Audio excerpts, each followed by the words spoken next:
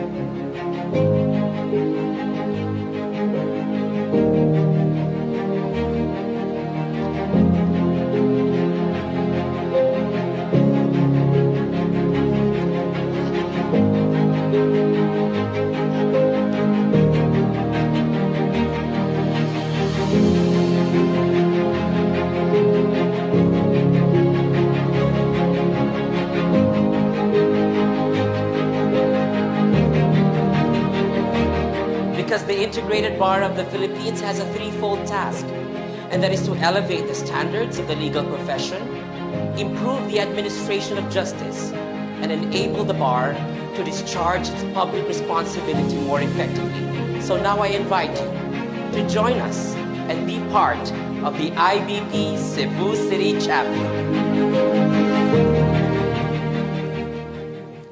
The IBP Cebu City Chapter President, Attorney Regal Oliva.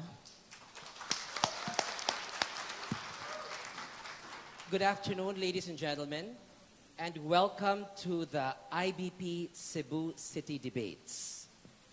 2 days before elections, and we are now in the last leg of one of the most exciting events in Cebu City's elections, the IBP Cebu City debates, wherein we will witness the candidates for Vice Mayor and Mayor of Cebu City to give us their advocacies, their stands on issues, and their answers on questions from the public. And I would like to specially thank the members of the IBP Cebu City chapter for bringing us to this event today. And we also would like to commend the candidates who said yes to our invitation. First and foremost, the candidates for Vice Mayor who said yes and who is present this afternoon. For Vice Mayor, Ms. Marian de los Santos.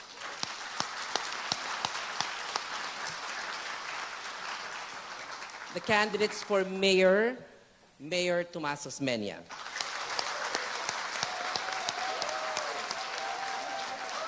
And I also understand that the candidate for Mayor also, Vice Mayor Edgardo Labella, is on his way. So friends and ladies and gentlemen, without much ado, I'd like to welcome and open this year's IBP debates.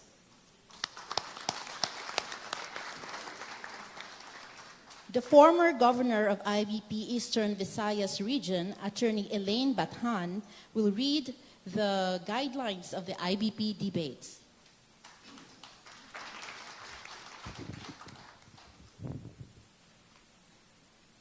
Good afternoon, everyone.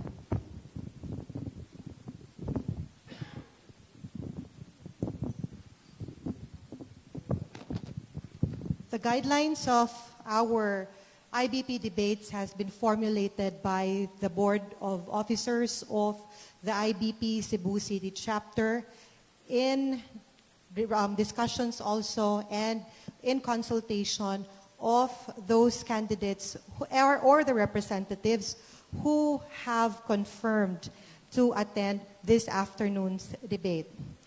The guidelines on the IBP debates for local elections 2019 of Cebu City are as follows.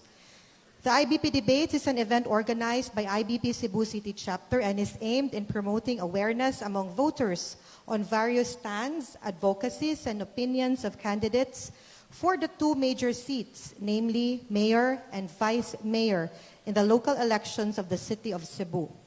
This will be held today at 1 p.m. at the Sinulog Ballroom of the City Sports Club of Cebu Business Park, and the order of the program shall be arranged by the IBP. Candidates are requested to be at the venue by 12:30 p.m. In the event that a candidate is late and the panel of arbitrators shall have called for the debates to start, the candidate who fails to arrive on time may still participate in the same. Upon his or her arrival, he or she shall be escorted to his or her designated seat, and he or she may no longer be allowed to answer questions already raised prior to his or her arrival. Candidates will be called on stage in alphabetical order. The first part of the program will be the debates for the candidates for Vice Mayor and will be followed by the candidates for Mayor. When on stage and upon the start of the program, candidates will not be allowed to bring notes, documents, and other electronic devices. They will be given pens and blank sheets of paper to take down notes during the debate. All candidates for Mayor and Vice Mayor of Cebu City will be invited. If a candidate is absent, his or her name will still be called at the start of the program. All candidates will be allowed to bring supporters, and they shall all be seated together. Each candidate shall be given equal number of seats. Candidates must submit a list of their attendees to IBP Cebu City Chapter 3 days before the scheduled candidates debate. Only listed supporters and attendees may be allowed inside the hall. IBP Cebu City reserves the right to allow a supporter of a candidate to enter for as long as there are vacant seats.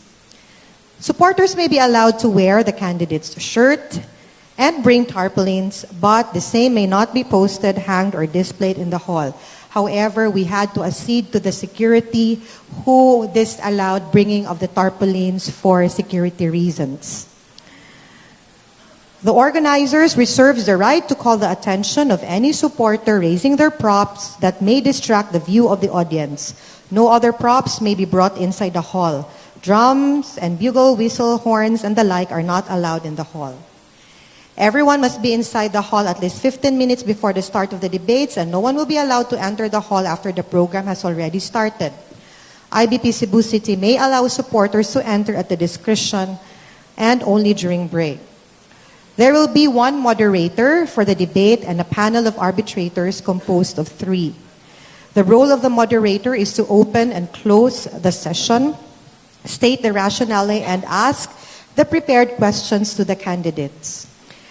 Receive complaints and refer the matter to the panel of arbitrators, and the panel of arbitrators shall be composed of the members of the IBP, appointed by the board. All parties will be given the names of the moderator and the panel of arbitrators. The panel of arbitrators will be the ones to settle the disputes or protests presented before them. And they have the authority to order any participant to step out of the hall when they do any of the following. First, unnecessary comments while the candidate is still speaking or answering a question. Heckle or interrupt the candidate. Disrupt the proceedings. Argue with the candidate, the moderator, or any of the participants. Commit any act of disrespect or violence to any candidate or participants in this hall. Coach answers to any of the candidate or participants. Any other acts analogous to the foregoing that will defeat the purpose and the rationale of this debate. Each candidate is given 1 minute and 45 seconds for an opening statement. 1 minute and 1 minute for a candidate to respond to a general question, and 1 minute for a rebuttal, though other candidates who wish to add to the discussion are given a minute as well. The decision of the panel of arbitrators is final. A candidate shall only allude or address any issues to or against any opposing candidate of the same position. He shall not raise any issue to a candidate who is running for a different position. For the mayoralty candidate, each candidate may ask 5 questions to be asked to the candidate of his or her choice. The candidate asked shall answer the question for 5 minutes only, and the candidate who threw the question may have 2 minutes for rebuttal and another 2 minutes for rebuttal. A timer shall appear on the screen and a sound will alert each candidate of the remaining 10 seconds to keep track of time. During rebuttals, a candidate can answer if his or her name is mentioned. A candidate can answer if his or her name is alluded to, and a rebuttal is allowed for 1 minute, and a surrebuttal for another minute is again allowed. A candidate may be allowed an additional rebuttal to the surrebuttal if approved by the Board of Adjudicators. The moderator can make or ask follow-up questions or further discuss the response of a candidate. Questions will be based on pressing concerns of the City of Cebu and on certain national issues. These were compiled by IBP Cebu City from various sources. For an engaging debate, IBP Cebu City will be pitting the candidates with different takes on solutions for certain issues. There may also be portions on fast talk on certain topics and answering of questions using cards bearing the answer yes or no to indicate their stand on certain issues. Candidates who would like to explain their answer shall inform the moderator, and he or she shall have 1 minute to explain. Each candidate is given 10 minutes for a closing statement in which a coin toss or a raffle shall be made to determine who shall speak first. Candidates are urged not to use profanities in their choice of language. Candidates may choose to answer the questions or make comments in the vernacular or the English language in answering the questions. When a general question is asked of candidates, the moderator shall alternately call who among the candidates will be the first to answer the question. The program shall be covered by the media and via live stream, and candidates are allowed to bring their own media personnel to cover their event. And they have already informed IBP Cebu City chapter of this. Upon the signing, candidates were also asked to sign an undertaking to signify their intention to be present and, of course, to be bound by the rules and guidelines that we have set forth and the guidelines that I have just read now. IBP reserves the right to change the format of the program in case of any non-appearance by any candidate, and the organizers shall not be held liable by any candidate who has failed to participate or attend the debates. Briefings were made and consultations were also made prior to this event, and notices were also given, and I think and I believe all the candidates who have signified their intention to be present today are already here. And so, to the candidates, best of luck to everyone and a pleasant afternoon. Ladies and gentlemen, our moderator and host, IBP Cebu City Vice President, Attorney Michelle Mendez Palmares.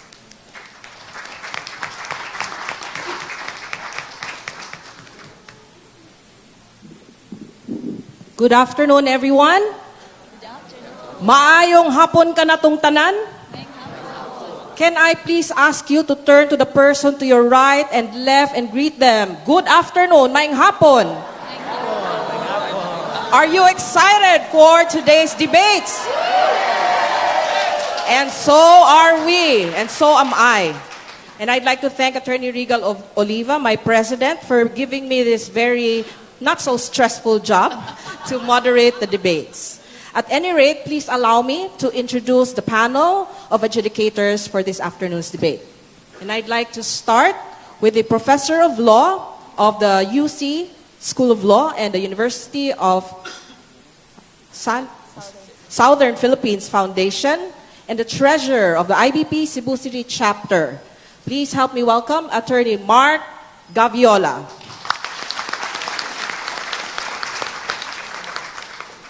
Next, we have a former president of IBP Cebu City Chapter. Let's all please welcome Attorney Briccio Bohos.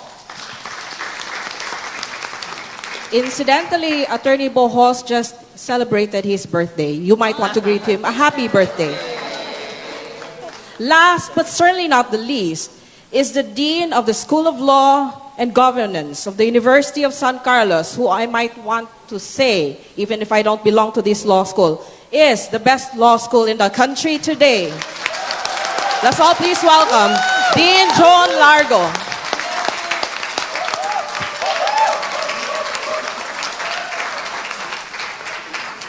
I am not showing any bias to USC, but since you are here, I have to make mention of USC law. At any rate, ladies and gentlemen, we will start with our debates for the vice mayoralty candidates. And as stated by Attorney Elaine Bathan, the IBP reserves the right to change the format of our event this afternoon in the event of the non-appearance of one of the candidates. Nevertheless, please allow me to introduce the candidates for vice mayor for Cebu City. I'd like to start with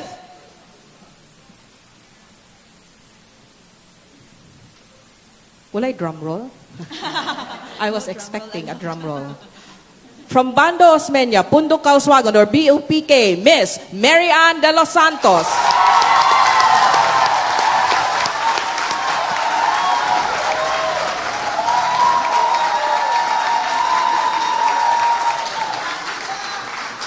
And we'd also like to call on another candidate for the vice mayorship of Barug, PDP Laban, Mr. Michael L. Rama.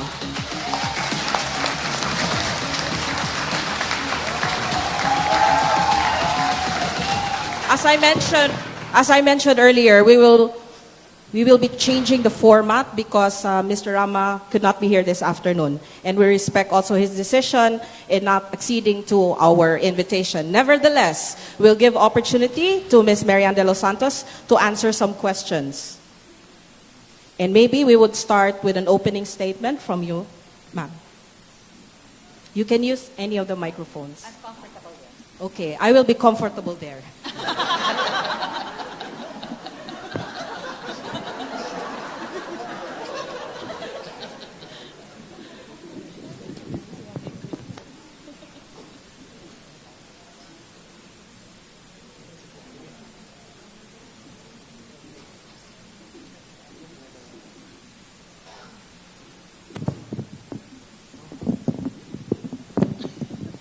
IBP,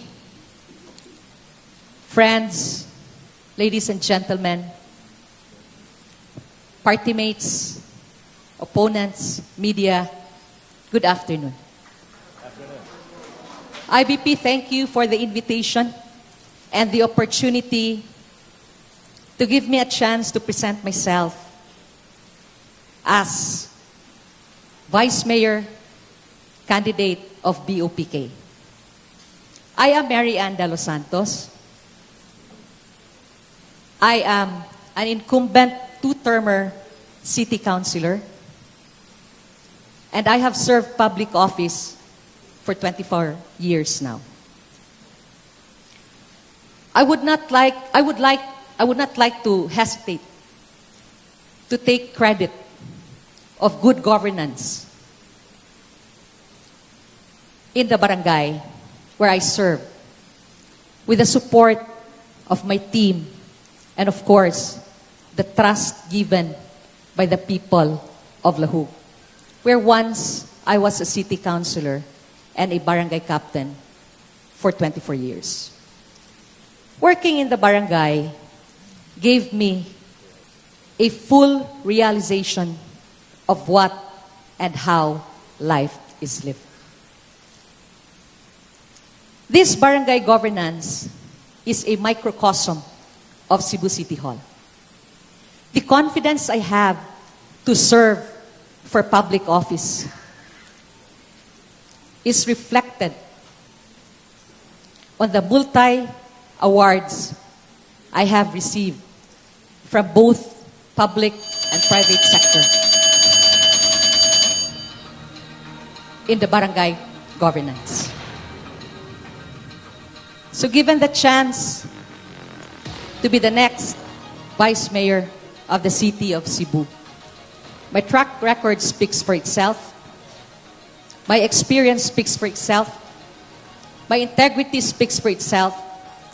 And I am here ready to take on the challenge as the first Vice Mayor who came from the barangay and the first woman Vice Mayor in the city of Cebu.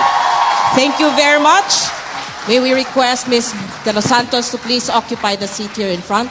You know, we will be a bit flexible with the time here, but we will strictly adhere now with the time limit for our fast talk. As mentioned, again, for the benefit of those who just came in, we will adjust the forum, the format of the forum, so that we can be able to proceed with the debates. So this is entitled Conversations with Girl Abunda. No, I am moderator, but because there is no debate to moderate, so this will be conversations. And this will be fast talk with short questions, so we expect also short answers. So are you ready?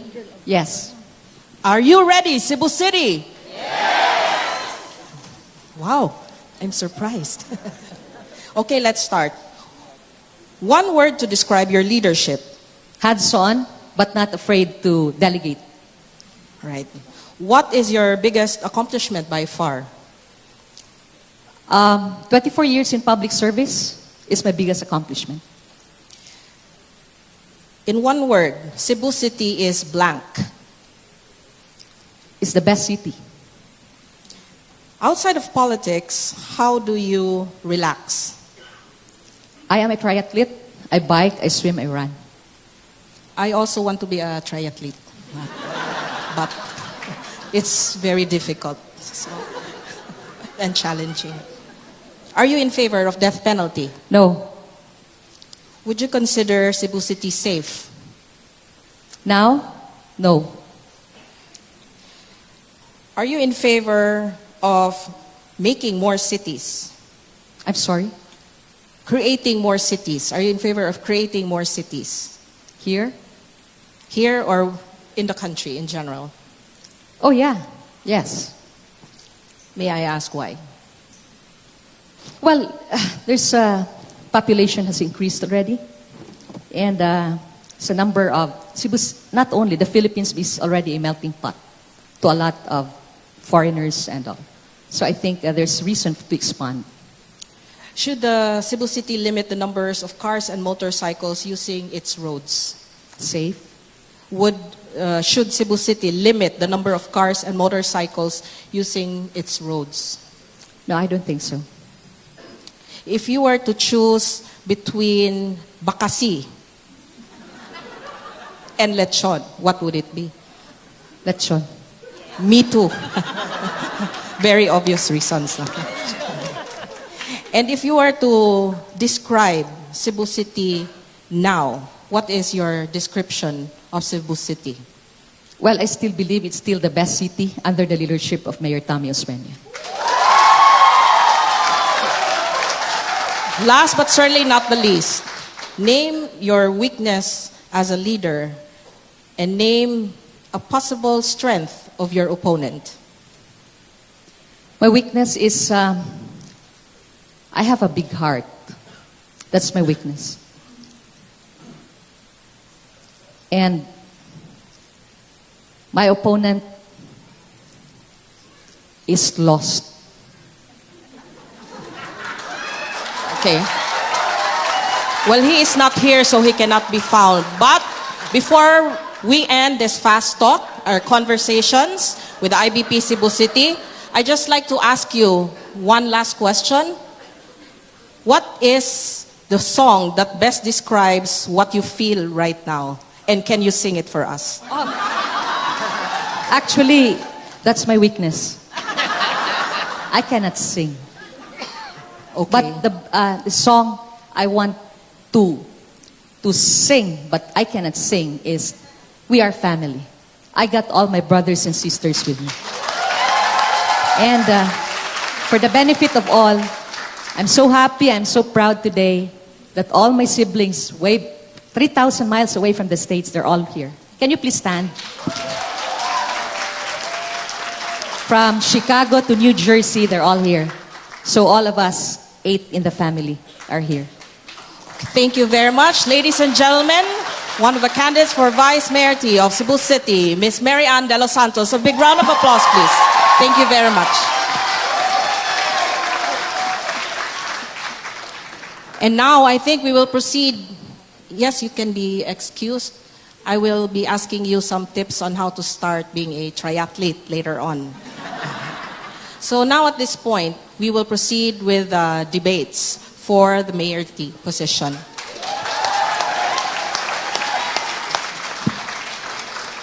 And please allow me to occupy the seat in the middle.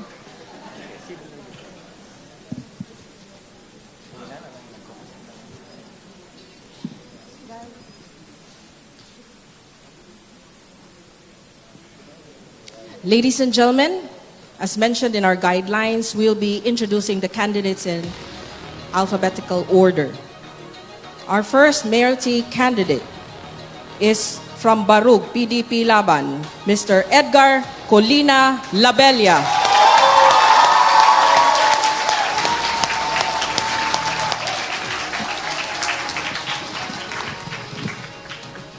candidate of Bando Osmeña, Pundo Kauswagan or BOPK, Mayor Tomas R. Osmeña.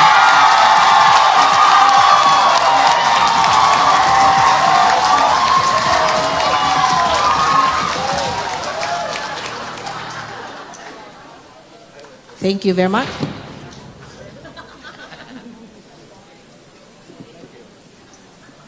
Thank you very much. Sirs, you may please take your seats. For fairness, we have asked the panel of adjudicators for a toss coin as to who will start with their opening statements. As mentioned in the guidelines, it is only during the closing statement that there will be a toss coin. But just so for fairness and equity, we'll have a toss coin for opening statement remarks. Sir, you prefer heads or tails? For the opening statement, we will have a toss coin, heads or tail, whatever. Whatever also, sir. Heads or tails? For heads. Heads, tails. Tails. So we start with Mr. Labella for his opening statement. And gentlemen, may I remind you, you can be guided with a time. Good afternoon, Integrated Bank of the Philippines, Cebu City Chapter, fellow workers in government, students, ladies and gentlemen, mayong hapon kanong tanan. Our city's difficulties have in fact become in common with the problem of being stuck. We are facing with a three-headed monster: flood, traffic, and garbage, baha, basura, o trapiko. Our leadership has become stuck also. Ladies and gentlemen, I am Edgardo Labella, a candidate for mayor. I offer myself to be the next mayor of Cebu City. And I believe we can solve this problem all together. All together, we can work this out. Mga kaigsunan, I was a former prosecutor of the Office of the Ombudsman and Ombudsman Director before I joined politics. I come from an ordinary family. I am not wealthy, nor I have a political lineage, nor I belong to a political royalty. But I am willing to serve with utmost integrity, efficiency, and loyalty to our city. Daghang salamat, and I ask you to support me to be able to serve this, our only beloved city, the city of Cebu. Thank you, Mr. Labella. We now proceed to the opening statement of Mr. Osmeña.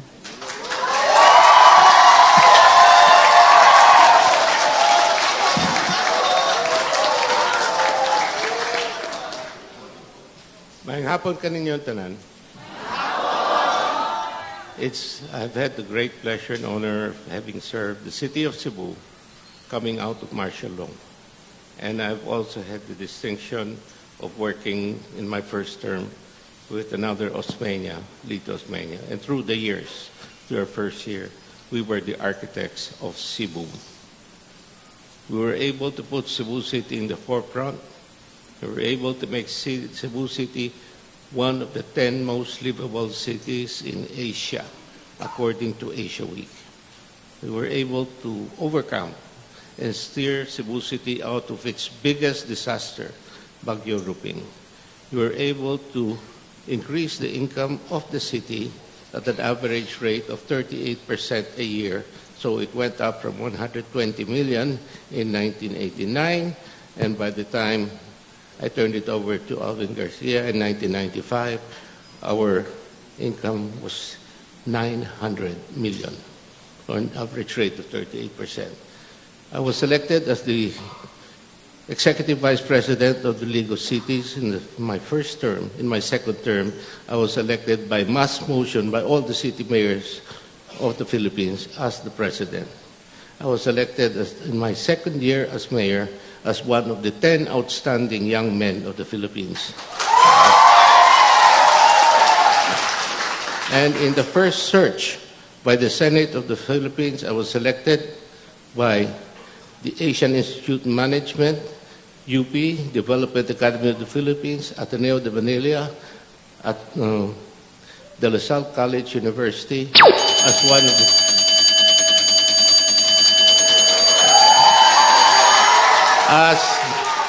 as the most outstanding city mayor in the Philippines. Thank you very much, sir. I'm sorry? Thank you very much, sir. We will just strictly observe the time for the opening. And after which, we will give you time to expound more. Yes, well, thank you very much. Thank you very much. Mayor Tommy Osmeña.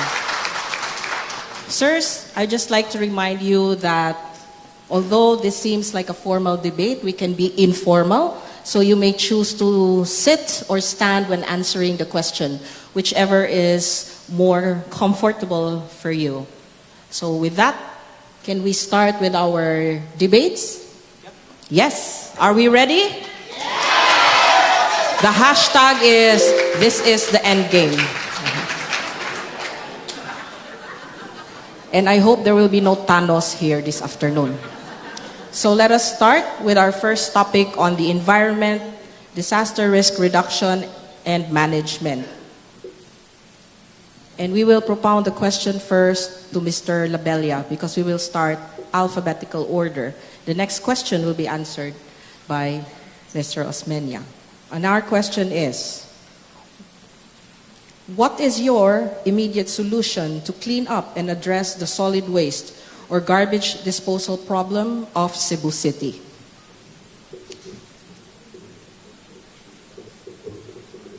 The immediate solution is to have a massive dredging of our waterways. That's the immediate solution.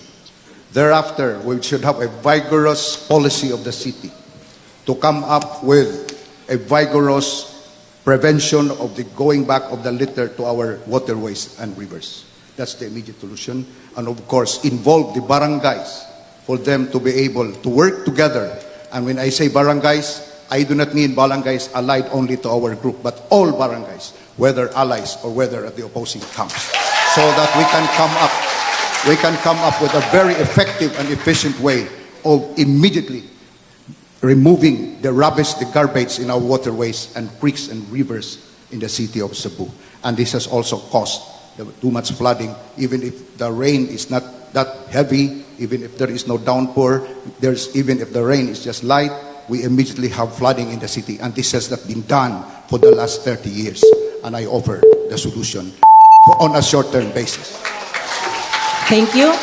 And we ask the same question to Mr. Osmeña. What is your immediate solution to clean up and address the solid waste or garbage disposal problem of Cebu City? Yes, the problem can be divided into different components. First, strengthening our ordinances that will encourage the banning of plastics. We also have to strengthen our collection of our garbage, and we have to put devices of cleaning our rivers, which we are now doing. We have to put trash traps so that when people throw their bottles in the sewage, it will be confined in an area which is accessible and can be cleaned. We have already started on this program. Then also there's the issue of what to do with the garbage. We have acquired a grant from the Asian Development Bank that is evaluating all the 15 different offers on waste management and collection. We have several things that is important and several innovations we've been working on. Thank you. Sirs, I noted that you are surprised by the sounds. I am surprised myself. Nevertheless, this is just a guide so that we will stay within our time limit, and hopefully it will not be so bothersome in the next or succeeding questions. Our next question, and we ask this first to Mr. Osmeña. Is Cebu City prepared in terms of disaster risk reduction and management and climate change adaptation, particularly in handling disasters brought about by strong typhoons, earthquakes, and landslides? You can use your microphone here, sir. It's not hypothetical. I have done it. We have been through the worst disaster through Bagyo Osun. And this was done at the time when the President, Cory Aquino, gave us only 1 million pesos. And I assured this one, I assured all of you, that I will handle the problem, I will accept the responsibility, and I'll make Cebu City #1 again, which I did. Disaster is very important in getting the right people to think the right way. There are two components in disaster. The first part is relief, that everyone must be able to be helped, that the last person is fed. The second part is the rehabilitation. The first part is very important. Remember, the city of Cebu also addressed the disaster in Leyte, and we were able to solve the problems over there. Thank you. Thank you. Mr. Labella, the same question.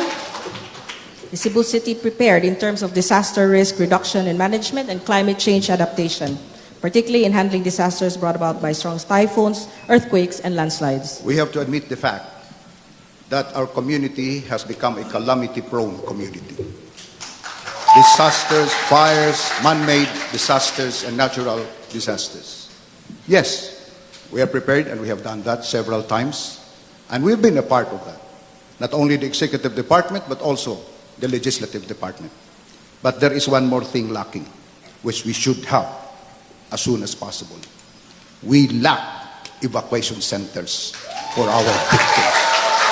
Not only victims of natural disasters, but also victims of demolitions. It is saddening to note that we have not applied to the fullest extent the provisions of Republic Act 7279, otherwise known as the Odhal Law, because we also consider victims of demolition as victims of disasters. And there should be an evacuation center rather than just place them along the streets like it's so inhuman to watch all of these victims scattered all over the city. I have a rebuttal, please. Mr. Osmeña will have his 1-minute rebuttal. Thank you very much. If it's true that the priority is disaster centers, why is it that Labella and Rama spent us 20,000 pesos making each employee of City Hall a victim?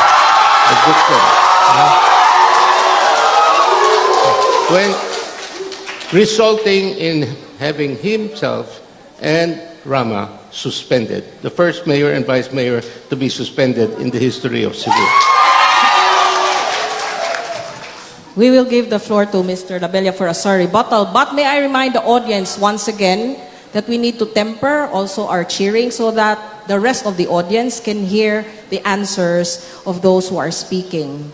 And we will not hesitate to enforce the rule of law here inside this venue because we have a sergeant at arms, an officer of the IBP, and he will fairly and firmly ask you to refrain from doing it again. And if you do so again, we will have to let you out of the venue. And I'm also given a time to speak, so I should follow.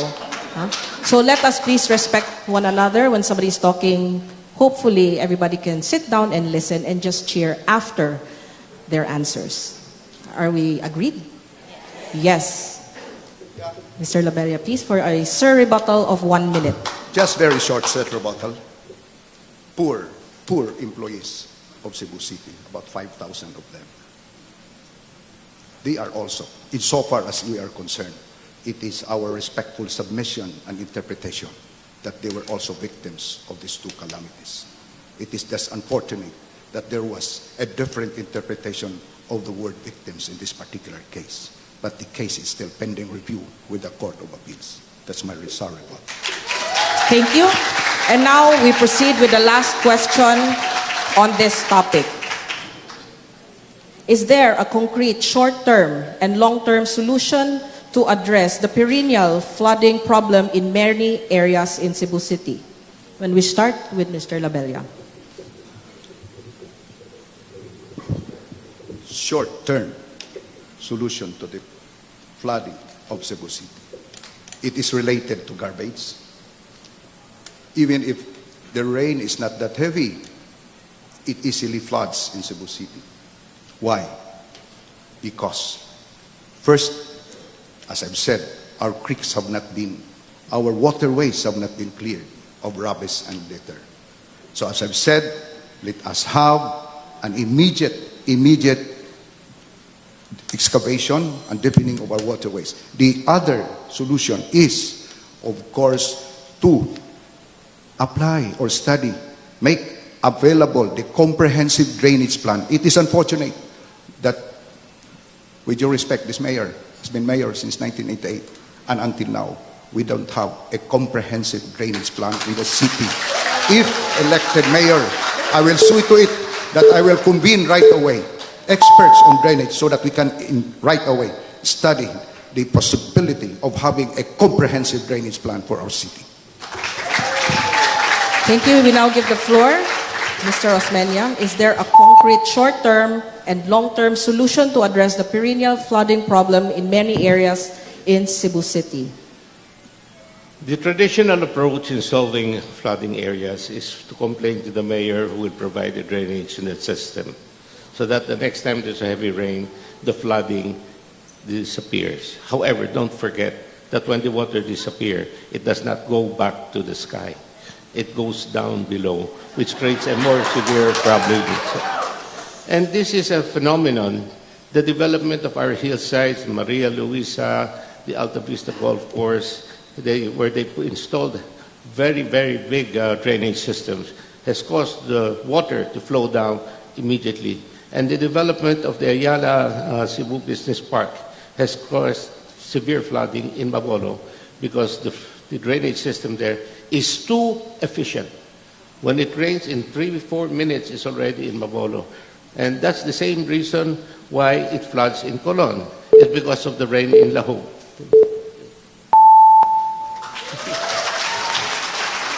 Thank you. You can have your rebuttal. 1 minute rebuttal. That's precisely the reason why we need a comprehensive drainage plan.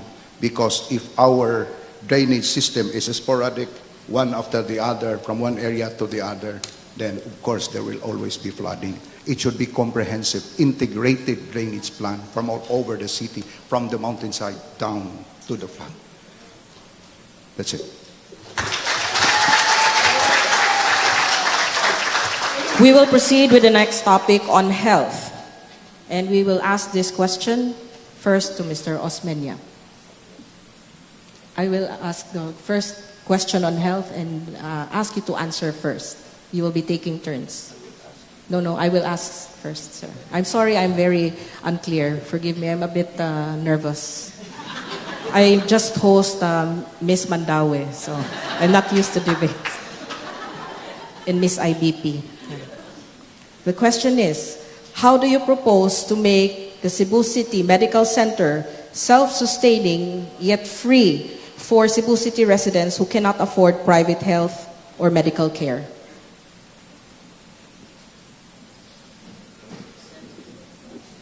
Thank you very much. This is actually being done.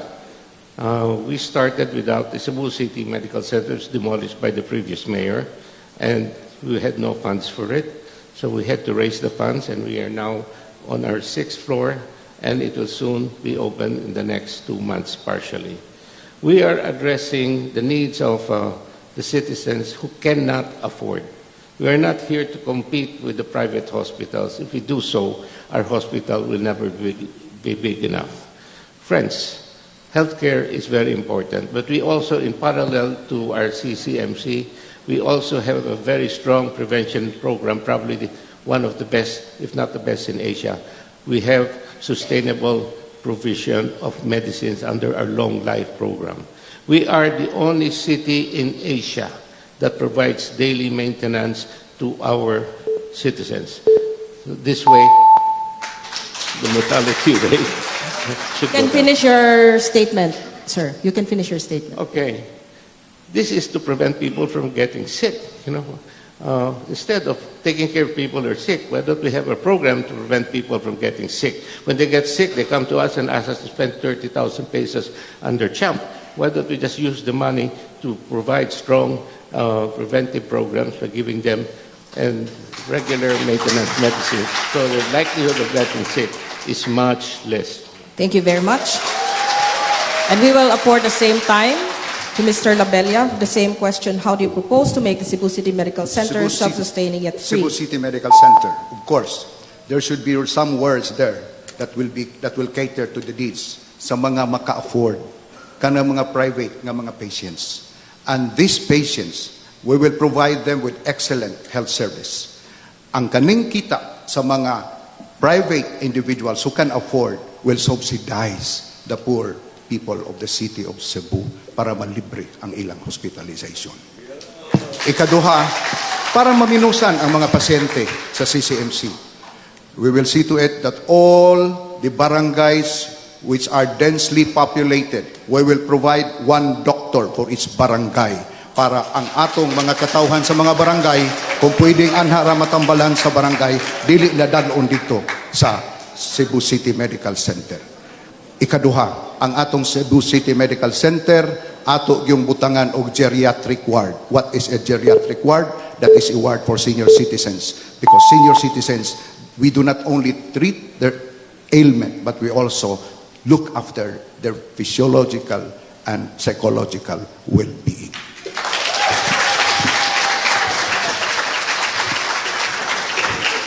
Your next question to be answered first by Mr. Labella. The cases of HIV remain high in Cebu. With this fact, what are your proposed plans of action on HIV and AIDS proliferation and control? During our previous administration with Mike Rama, we asked the chairman of the Committee on Health to make a bi-monthly report to the City Council of the incidence of AIDS and in the incidence of dengue, so that also the City Council can monitor what is the status of course, this AIDS and dengue, because these are very life-threatening diseases. Secondly, we have to educate. Maybe organize forum for us to be able to educate our young people against promiscuous sex and for them to understand the ill effects of HIV. Of course, we have also to understand that these HIV patients are victims, but they are not culprits. So we have to have an understanding heart for them, and we will allow them to continue working and at the same time remind them of the seriousness of the illness. The same question for Mayor Osmeña. It is proper to say that there should be better education on HIV. But before we can do that, we have to organize them. The City of Cebu has passed the first legislation recognizing the LGBT. This will allow them to work together, and this will allow us to introduce programs that is acceptable to them. We must get the feedback from them and allow them to move closer to the mainstream. And I think we're very successful in this regard. This way we will be able to move on from there. You can propose changes, but the most important thing is that the people who are affected must be involved in our mainstream activity.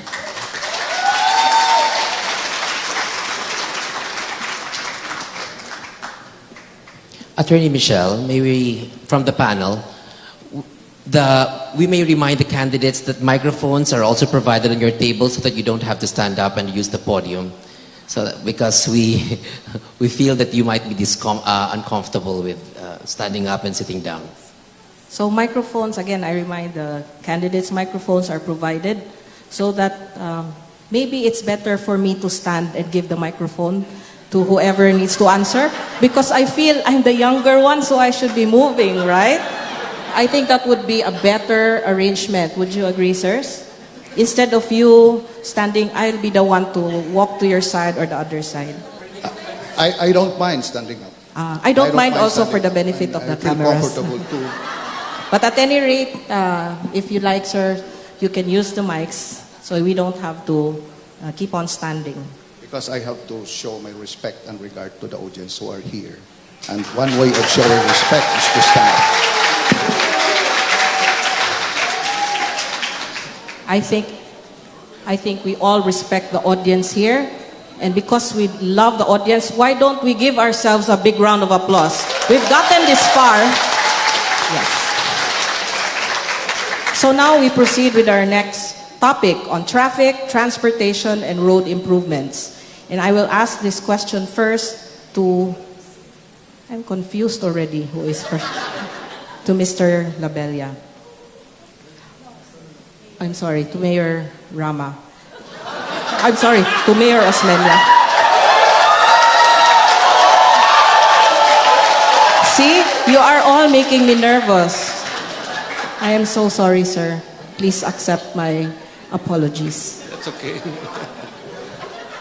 My middle name is Rama. Tomas de la Rama. That's right, sir.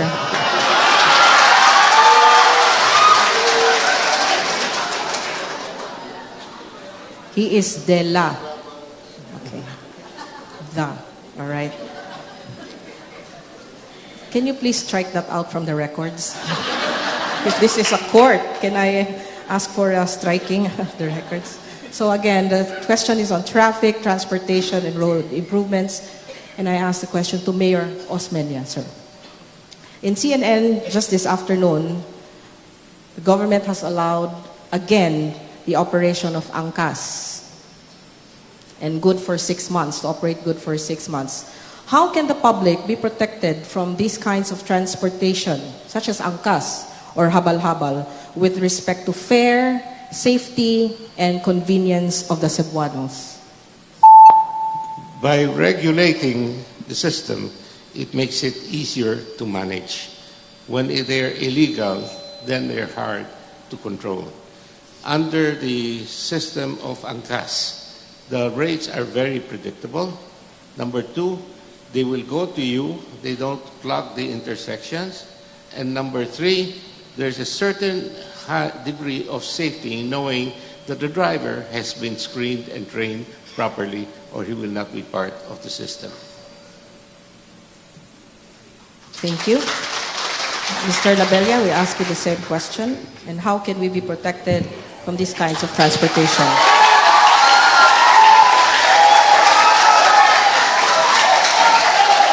Please. At the outset, angkas is a business. It is a business.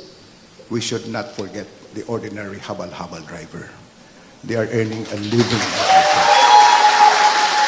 There was a proposed ordinance, the member June Alcover, to regulate not only angkas but also all habal-habal. Have them accredited and registered with the respective barangays.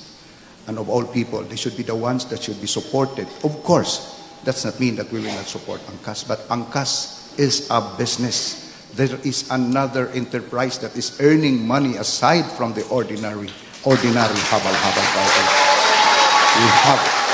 We have to regulate and give them their bread, because these habal-habal drivers earn their living honestly and without regard to the heat and the rain. You're allowed a rebuttal of 1 minute. I'd just like to point out that when these drivers had to undergo this trauma of losing their jobs, Attorney Labella, who is a lawyer, remained silent. And I was the only mayor in the Philippines who actually went to Congress and fought for the legalization of these.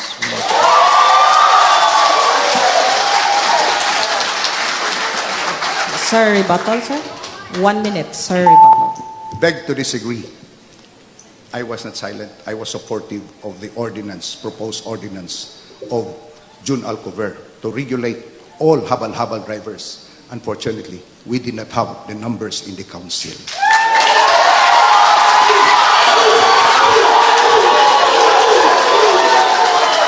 Can we ask the audience to please quiet down so we can proceed with the next question if there is no more comment? Next question, and we will ask this first. Again, may we remind the audience to please settle down. The question is, what is being done to ease Cebu City's traffic problem and congestion? And what are the specific programs that can be done to address the worsening Cebu City traffic? And we start with Mr. Labella. Cebu City's traffic problem is not isolated. Cebu City alone. There is a need to have all the local government units, Mega Cebu, Metro Cebu, to integrate one after the other. You know, there is a saying, no man is an island. We've got to have the modernize our traffic equipment, and at the same time the integrated traffic system that will cover not only Cebu City but the entire urban metropolis, consisting of about 13 local government units in the entire Metro Cebu. Because if there is traffic in Mandaue, there is traffic in Talisay. It does not mean that there will be no traffic in Cebu City. It should be an integrated traffic modicum for these neighboring local government units, so that we should get involved in Mega Cebu and the Metro Cebu development project. Mr. Osmeña, sir, the same question. How to address the traffic problem of Cebu City? One of the things that I'd like to point out, that I have done more to solve the traffic problem in Metro Cebu than any man alive. I brought in the second Mactan Bridge. The Bohol Circumferential Road was also one of my accomplishments. The Mactan Circumferential Road, AS Fortuna, the South Coastal Road in the SRP, the integrated traffic system by the Australians. We had the most sophisticated traffic system in Asia. We also widened many roads. We brought in over 20 billion pesos worth of infrastructure projects in Cebu, not through the national government, but through different sources, including the World Bank and including the government of Japan. Thank you. I have a rebuttal of 1 minute. Yes.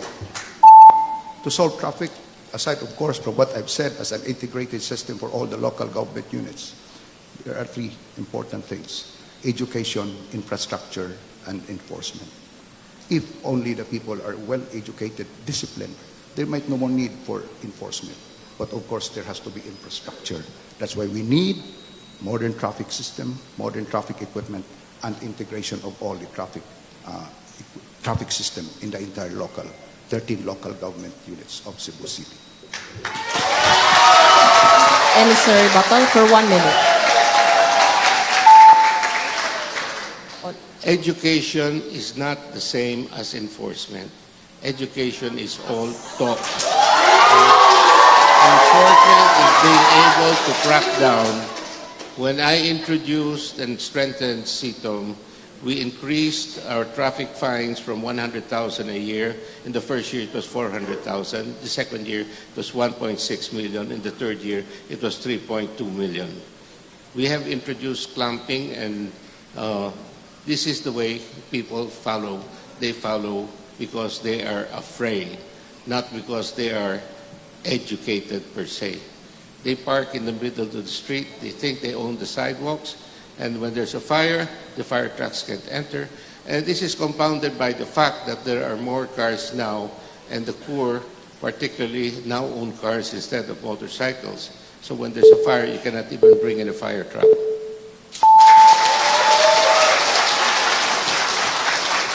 Still on traffic and road improvements, the question, and which will be answered first by Mayor Osmeña. Sir? You will be answering this question first, and allow me to read it.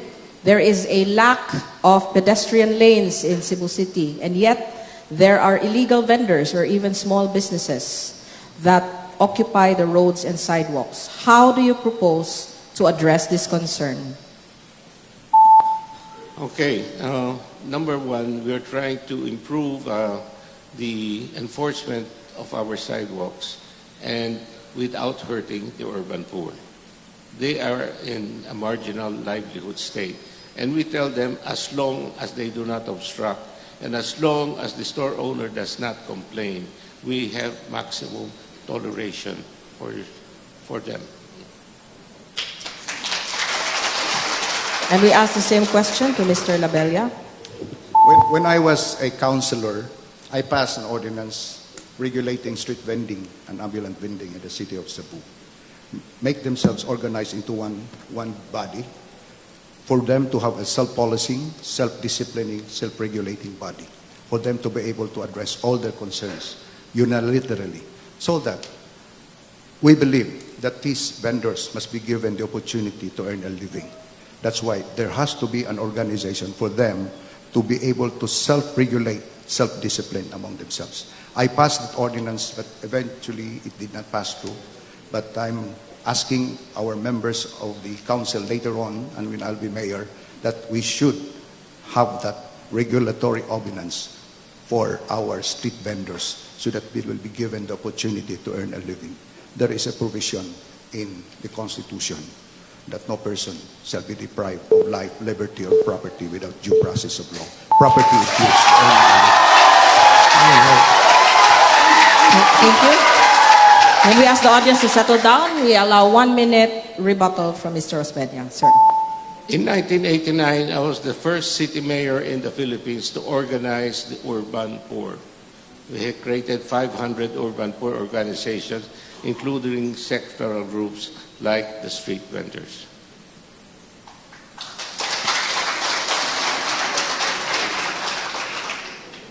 And now we proceed to the next topic on education. We are done with traffic. We'll proceed with education. And this question we ask first to Mr. Labella. What is your program or vision for Cebu City in terms of education? Cebu City is comparatively bigger than the neighboring cities in the city of Cebu. Talisay, Mandaue, Lapu-Lapu, even Consolacion, which is just a small town, have their respective Cebu City or city colleges. That's what we lack in Cebu City. We should have our own Cebu City College. For so long, it's just saddening to note that, with due respect, this leadership, this mayor, have been mayor since 1988. But until now, we do not have our own Cebu City College. And I pity the very poor informal settlers. This is an actual experience. One enrollment day, a mother came to me and said, Thank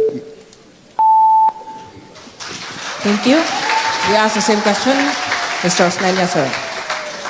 It takes more than legislation. It takes dedication and devotion. And I would like to point out that Councilor Joy Yang, who's part of our group, invented the night high school.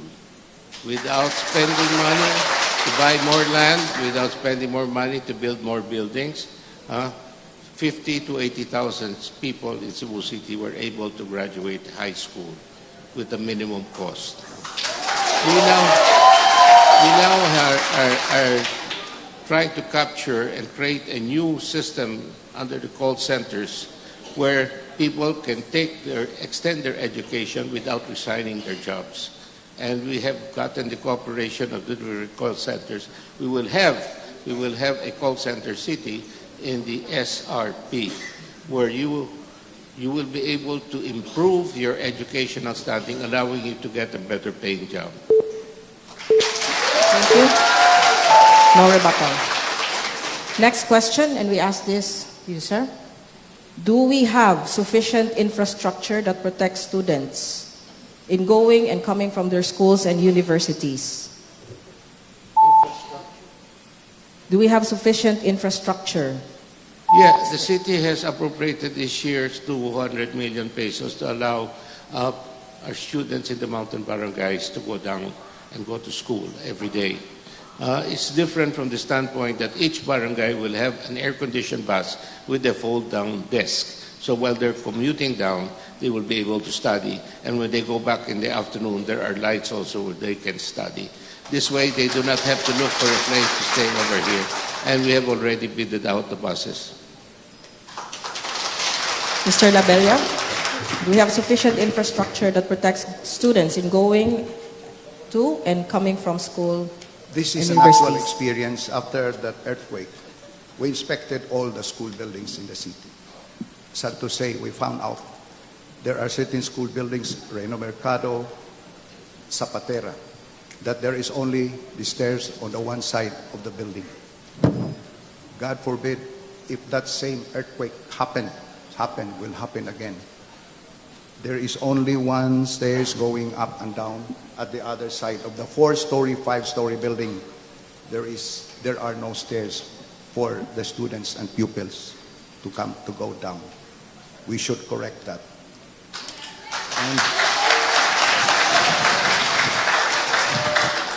you know, when these barangay vehicles were confiscated, there were many, many pupils and students of the different barangays who were using these barangay vehicles as their school buses.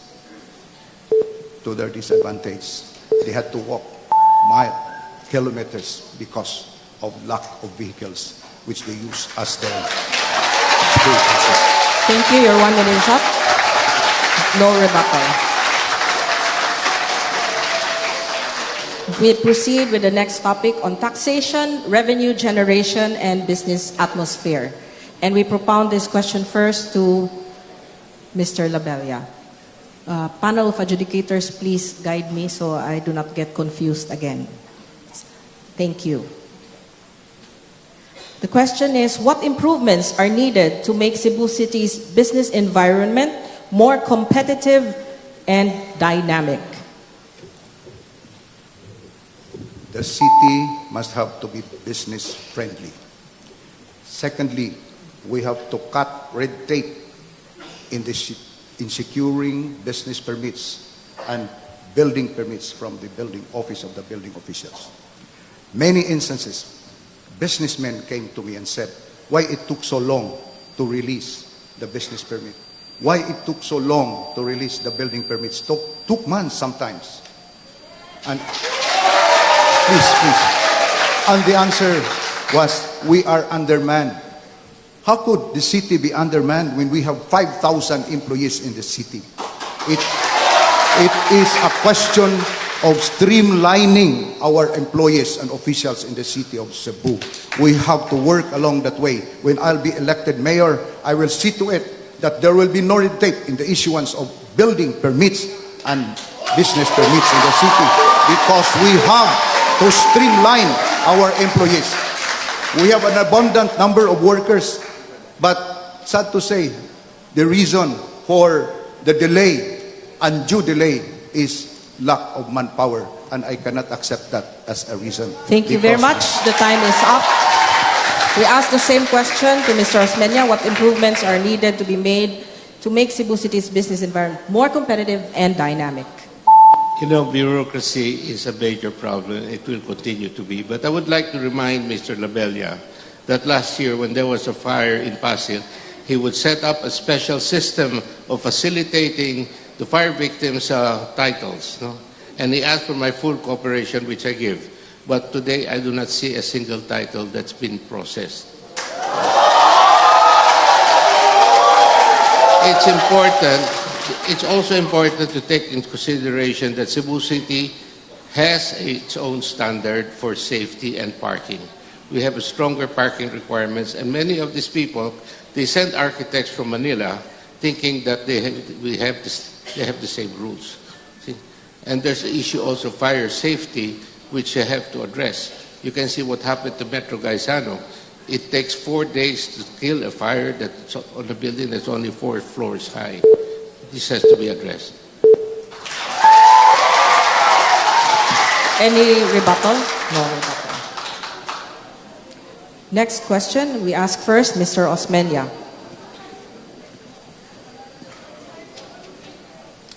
In 2018, a press release reported a 1.2 billion tax liability of the city composing of income tax, and VAT deficiency of 471 million, 475 million interest penalty, and 235.5 million.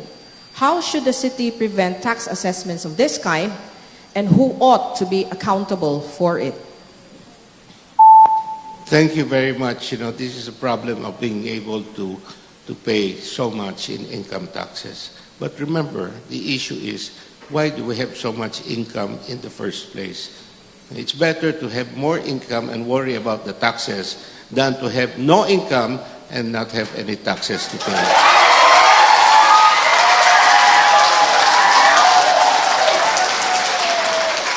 Same question for Mr. Labella. I think the answer should be responsive to the question.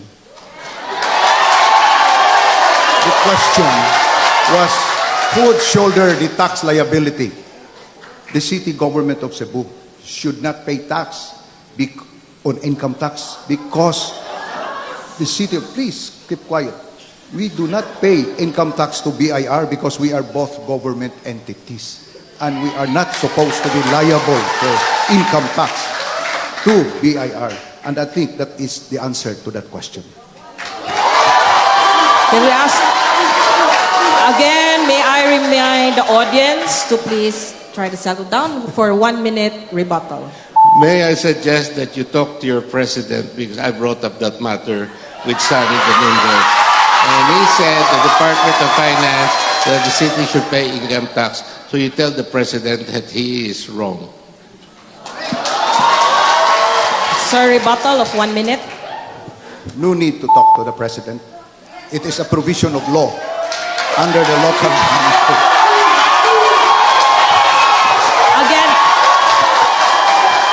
Again, may I remind the audience, please, we cannot hear the answers of our candidates if you are clapping and shouting. I know you're all excited about their answers, but we need to hear it, and so do our televiewers who could not witness it live, just like you, all right? So we ask again, please temper your cheering so we can hear the answers clearly. Okay? Any rebuttal, sir? No. Yes, just another comment. No, that I presume Mr. Labella is saying that President Duterte doesn't understand the law.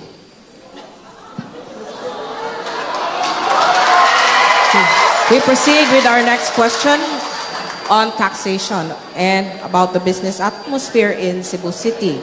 And we would like to ask Mr. Labella to answer this question first. The SRP has been a subject of public interest because of the various issues concerning its utilization and economic benefits that it generates. Is there a long-term and sustainable urban development plan and revenue-generating scheme in SRP, and how can it be implemented to benefit the Cebuanos? every development of SRP has an accessory or has a corollary effect of people engaging in business in the SRP to pay real property taxes and business taxes. It is even very unfortunate that Ayala SM Consortium had already made a down payment and in fact made installment payments, but until now they were not made to develop. But I do not want to elaborate any further lest I be accused of lawyering for SM and Ayala. But it is just unfortunate that they have not started their development because the development plan is gathering dust in the office of the executive. We could have already a dome, an arena, and an ocean park there, and it could have generated thousands of employments. And, of course, real property and business taxes. Mr. Osmeña, the same question. Learn the lessons of the past. The province of Cebu sold 70 hectares to Ayala. They had a fiesta for 5 to 7 years. But now the province is poor.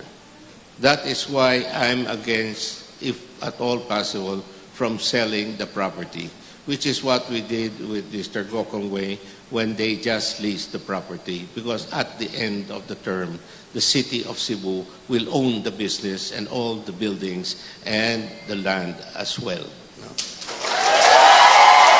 I would like to point out that the province cannot even pay senior citizens benefits. They cannot pay CHAMP, medical, PWD, scholarships. We want sustainable development. So as much as possible, I went into a long-term lease where we will have a graduated income through the years. But when we're all gone, at least our dream will remain alive. Thank you. You're allowed no rebuttal. Next question also about the SRP. Do you want to answer the question? Let me ask the question. And please also settle down because we all want to hear the answers and proceed with many topics that are of interest to the entire Cebuano community. And the question is, who are or how many investors have you helped bring in for SRP? And please give us the names. And we start with Mr. Osmeña, sir. Well, the first one was Bigfoot, and then SM, and then Filinvest, and now we have brought in Gokong Wei. And these are among the top investors in the country. And they themselves are bringing in other components to serve. We have possibilities in putting up in our call centers. Several call centers have expressed an interest to be a part of this program. What we are after is not profit. What we are after is an enhancement and the enrichment of our human resource, which are the people of Cebu, for them to be the most educated workforce in the country, and for them to be able to earn a decent living so that they will not remain poor as what has happened in the past 50 or 70 years. Thank you, Mr. Labella. The same question. How many investors have you helped bring in for SRP? I am just vice mayor, just councilor. I'm not mayor. When I'll be mayor, I'll bring investors in SRP. Thank you very much. Again, the audience, you can reserve your comments. You are not the ones debating, okay? So let them do the debating. All right? Also, the other side, let's please try to settle down. Next topic is on tourism.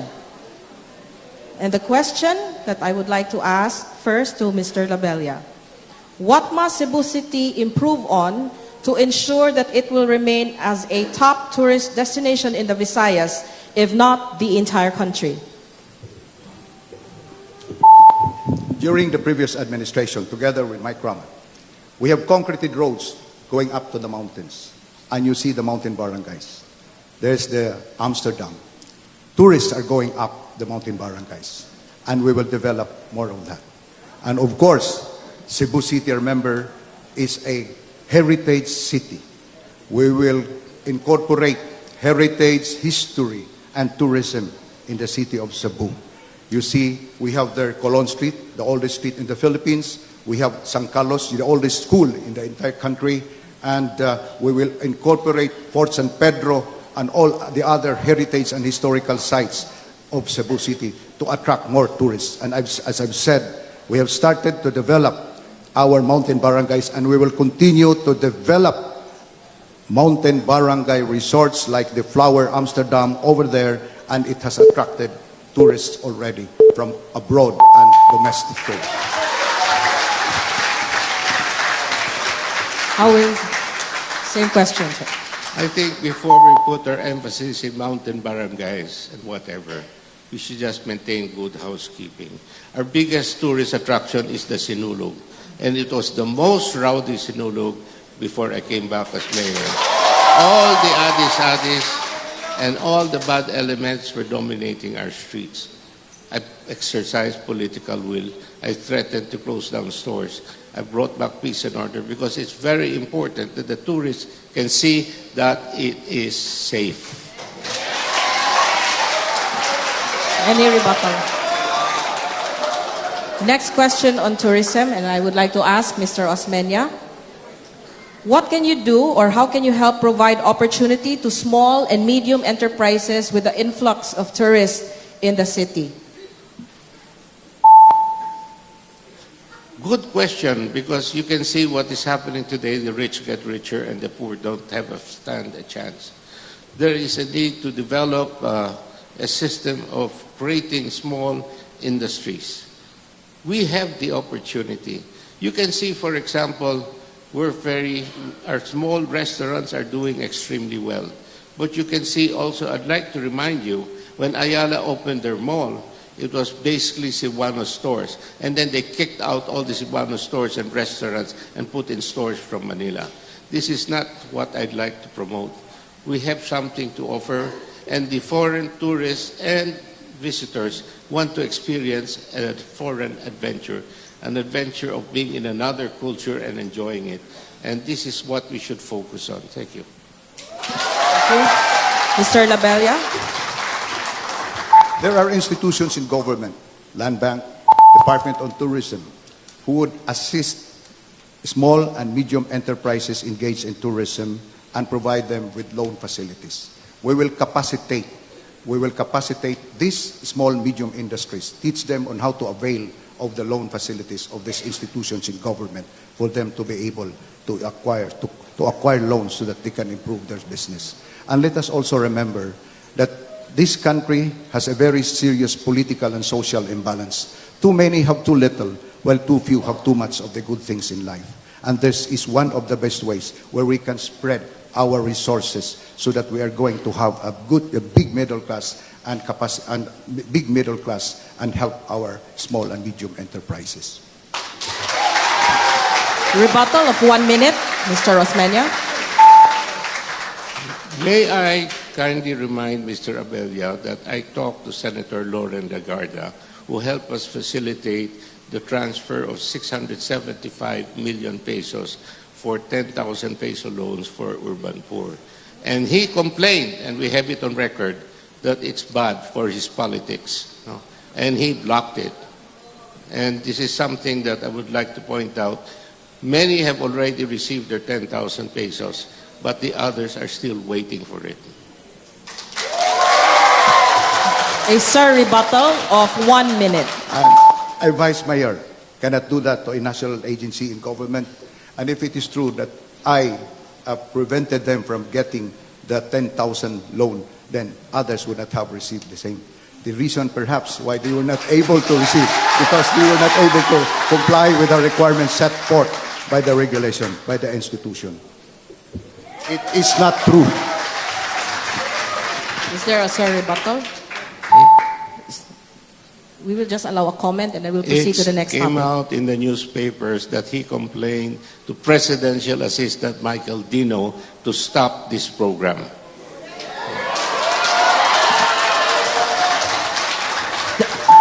Last word It on is this not topic true. and then we proceed to the In next. fact, I urge the distribution of the 10,000 after.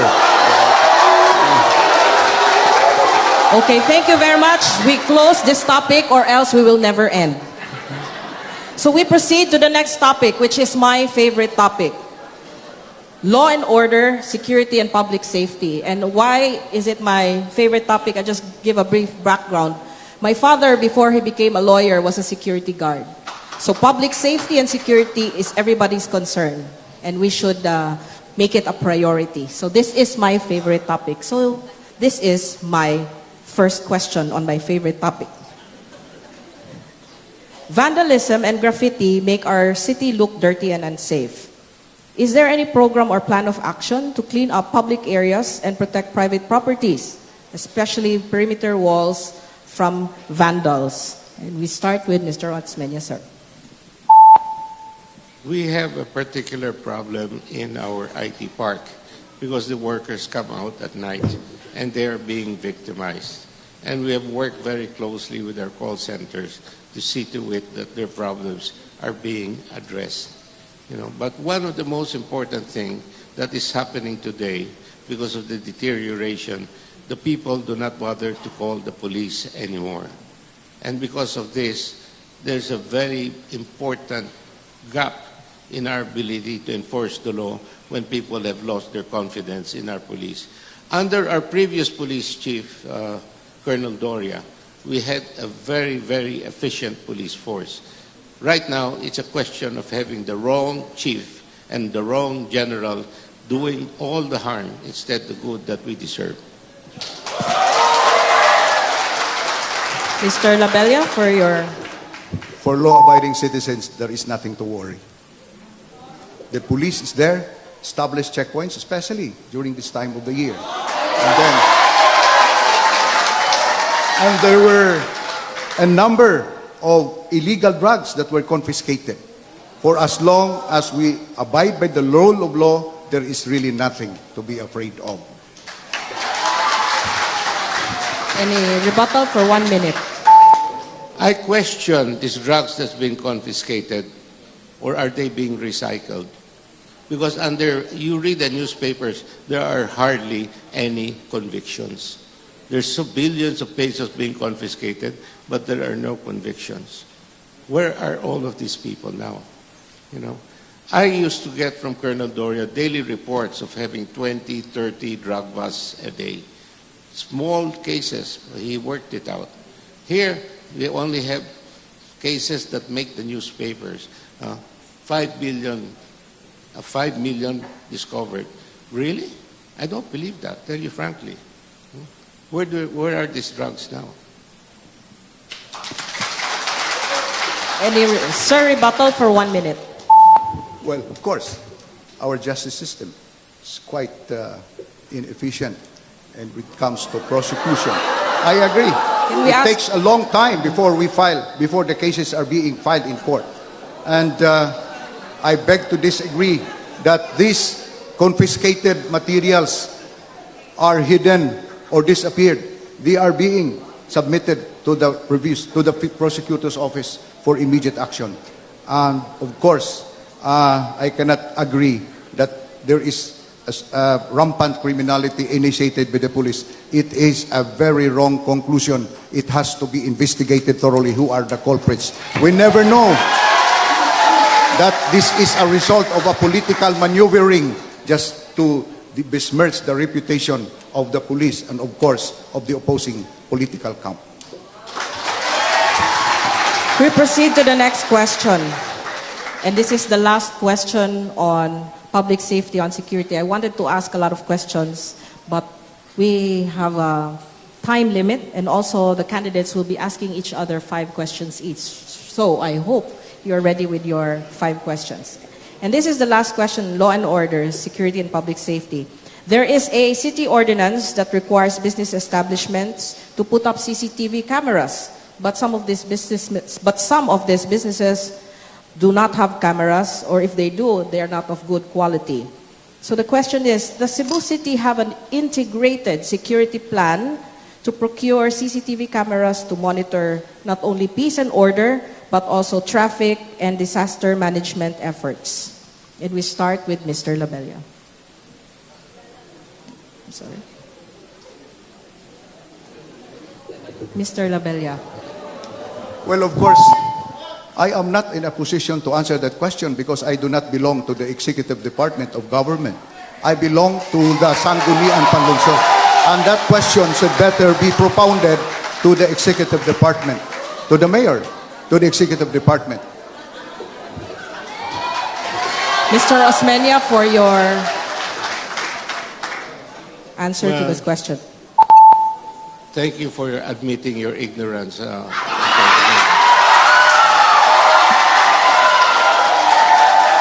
CCTV cameras is only one component to peace and order. We even have appropriated funds to put CCTV cameras in jeepneys. And it's a changing technology, and we have to take into consideration other factors such as the interconnectability of all of these cameras. In the event of typhoon, we are completely immobilized. And there is a need for us to monitor remotely all the different intersections. We are trying to keep up to date with the changes in technology, and it's changing every month. It gets better and better.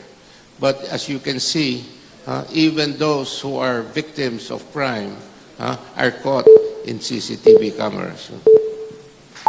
A rebuttal of 1 minute. Yeah, it is good that the good mayor admitted the inefficiency, that there is no sufficient CCTV cameras, in spite of the ordinance that was passed by Member Angeles. And a sir rebuttal of 1 minute before we proceed to the next topic. Sir rebuttal, 1 minute. Yes, I would like to ask Erica to please stand up. No?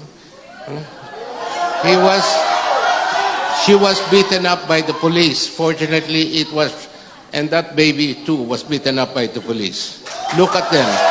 And it came out on CCTV. So don't say we are lacking in this area.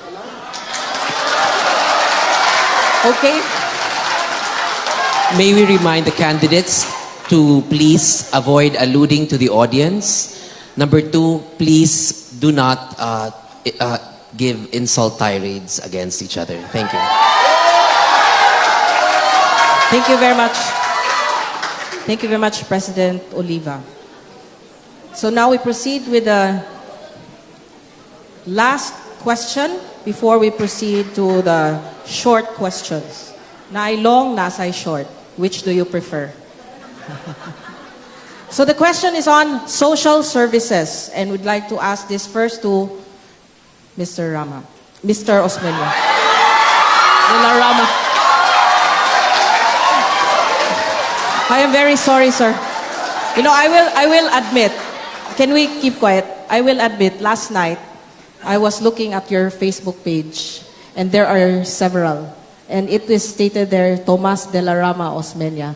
And I said, how ironic that you have the names of both a great man and also the name of your opponent before. But I stand corrected once again, Mr. Osmeña. I'm very sorry, sir. That's okay. Can you Just please proceed. forgive me? It's okay. And again, notice to strike out from the records. Social services. By 2025, that's a few years from now, it is expected that 10.25% of the population will be senior citizens. And I think that will include me already. What framework or how will you set up the framework to improve the quality of life of the Filipino elderly, especially the Cebuano senior citizens? You're referring senior citizens. Yes. We have the strongest program for senior citizens. We pay 1,000 pesos a month to our senior citizens. Not only that, approximately 20% of our senior citizens who get these benefits are not really from Cebu.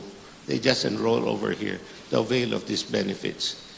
Senior citizens have no savings, and we have to set aside something to make the rest of their lives easy. We provide daily delivery of medicines to senior citizens. We're the only one in the world that does this, because we don't want them to go to the health center and look for their medicines. We deliver it. This also serves as a warning system. If they don't feel well, if they're under attack, all they have to do is tell the volunteer that they're sick, and we will take care of that. Thank you. Mr. Labella. I was one Filipino of those elderly. who proposed or studied the Senior Citizens Financial Assistance Act in 2008. I was one of those. And we gave 2,000 pesos. When Mike Rama became mayor and I was the vice mayor, we increased it to 12,000 at 1,000 pesos per month. Now, it is my commitment that if elected mayor, I would augment the Senior Citizen Financial Assistance, add some more, so that the cost of medicines now, which are relatively higher than before, will be addressed. Secondly, as I've said over and over again, that we have to establish geriatric ward to all our public hospitals and request private hospitals to put up geriatric ward to our senior citizens. Thirdly, we have to put up recreational centers to our senior citizens so that they will have enough time to enjoy among themselves. Recreational centers. 1 minute is up. No rebuttal. Next question. Nowadays, children in conflict with the law are gaining in numbers. In fact, the main problem of the law enforcers is where to place these minor criminal offenders. How will you resolve this issue? And we start with Mr. Labella. We have to put up additional, what's this? The house, the transfer house for this, halfway houses for these children in conflict. And of course, we have to deal with the parents, organize some parents association for them to be made, for them to realize the importance of rearing up children to become useful citizens in the future. Formative years particularly. And this halfway house will also provide as the holding center of our children who gallavant during the night after the curfew period has been, during curfew, we have to place them in halfway houses and call for their parents, come and have conferences with their parents so that these minors will be taken care of by their parents and of course our social workers. Thank you. Mr. Osmeña. We have done this a long time ago. Margot put up the Parian drop-in center, the first one of its kind in the country. He put up another center called Operation Second Chance, the first one of its kind for minor detainees to be going. We have our existing programs called the Community Scouts, which we are continuing to do so. But more so, we have been able to integrate all the different NGOs for working children to work under one task force, the Task Force for the Street Children. And I'm very proud of them. A rebuttal of 1 Yes, minute. it's true. It's established. But go around 6 o'clock in the morning. Go to Puente Osmeña. Go to Osmeña Boulevard. You can see children 6 years old stiffing rugby. All over. What has it done? Nakaunsa man na. Have we effectively implemented that program? It's a fact. Children all over are scattering in the city. And even underneath the bridge there at Country Mall, you can see all of them. Sir, rebuttal for 1 minute. That is a reflection of our lousy police department. It's not the job of the city to round up children. We do not have the capacity. We spend 100 million pesos a year giving the police cars, vehicles, and gasoline. It's their job, and they're not doing it. Okay, that ends the question on social services. We go to the short questions, so you will not have a hard time. You can just take your mics, take your microphones, please. Attorney Mick, excuse me. I'd like to remind the audience to please, again, avoid unnecessary comments. We have security to drag you out if we hear more unnecessary comments. Thank you. Thank you for Excuse reminding me. the attorney. I'd like to ask my friends, just tone it down a little bit. Let's make this a little more wholesome. Thank you. I know both parties are passionate as their leaders. We're done with the long questions. We have our short questions. So please hold your microphones, and then the adjudicators will point who will answer first. Okay, let's start. Name your greatest inspiration. Greatest inspiration. Can you just point who can answer first? Just one word answers. Going by alphabetical order, we ask Mr. Labella to answer first. Okay. My father, Dele Eugenio Labella, because he was an epitome of humility. Thank you. Your greatest inspiration. To me, it's the Cebuanos themselves. In spite of everything else, they try hard and they endure it with a smile. That's my greatest inspiration.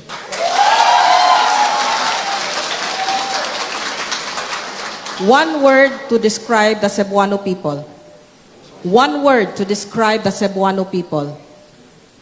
We're very outgoing. We accept all the different cultures. You can see that in the Sinulog. You have the Ilonggos, you have people coming all over because the people here appreciate people coming from Mindanao, from Siquijor, from the different provinces. That's a very unique. In Manila, if you're not the Tagalog, you're not even considered Filipino. And here, there's no Chinatown because everybody is, the whole Cebu is a Chinatown. Mr. Labella, one word to describe the Cebuano. A Cebuano, he is resilient. When it comes to style, he can be flexible. But when it comes to principle, he is as hard as a rock. That is a Cebuano. What is the best compliment that you can describe or say of your opponent? The best compliment that you can say. He's articulate. And the best compliment that you can say? What's the question? What is the best compliment that you can describe or say of your opponent? I like his poster. It looks like a Christmas tree. Okay. Can we quiet down, please? You know, Christmas is a very special occasion. So let's just simmer down because it's still elections. Christmas is still in December. For Mr. Labella, what is the worst description you can say about yourself? Myself? I'm sorry, sir. Mr. Osmeña, sorry. The worst description you can say about yourself? I get angry sometimes, and it's because I can't help it. You know, when I see people who are persecuted and being abused, I can't help but feel angry. I'm not supposed to, but I feel very angry like what is happening today. The worst description that you can say? I cannot withstand corrupt officials.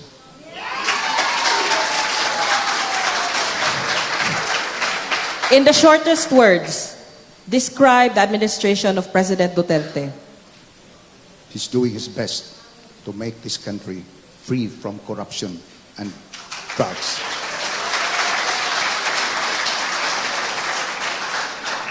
He has done a good job against drugs, but he has some bad people there. When people cannot get their registration, the LTO, when people cannot get their passports, when people have to be beaten up by the police, you know, he has many bad people there. When he tolerates corrupt practices in the police department, as long as it's not drugs, it seems to be okay. Huh? When SM will pay 34 pesos in business tax, he looks the other way. This is something that the local government has to endure. Okay, thank you. Choose one, condominiums or subdivisions? Choose one, condominiums or subdivisions?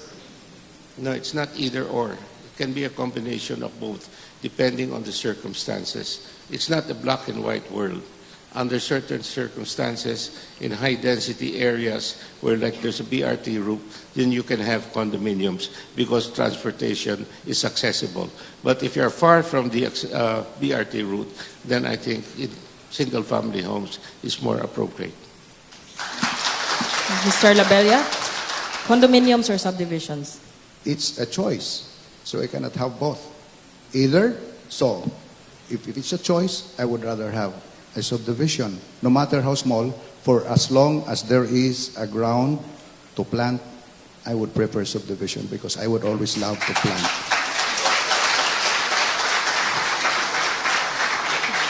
If you are to choose one, flyover or road widening? Of course, it's very expensive, but road widening. Flyover or road widening?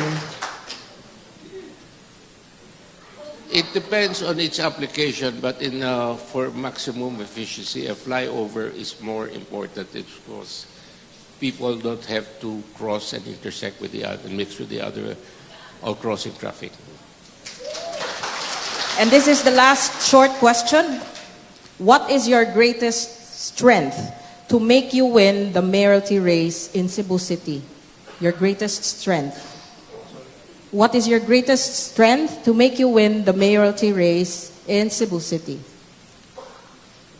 It's a wish, not a strength. I wish the people would believe in me. I don't have the personality of one who is an entertainer, but I'm a very formal and very serious person, and I look for problems and I solve those problems step by step.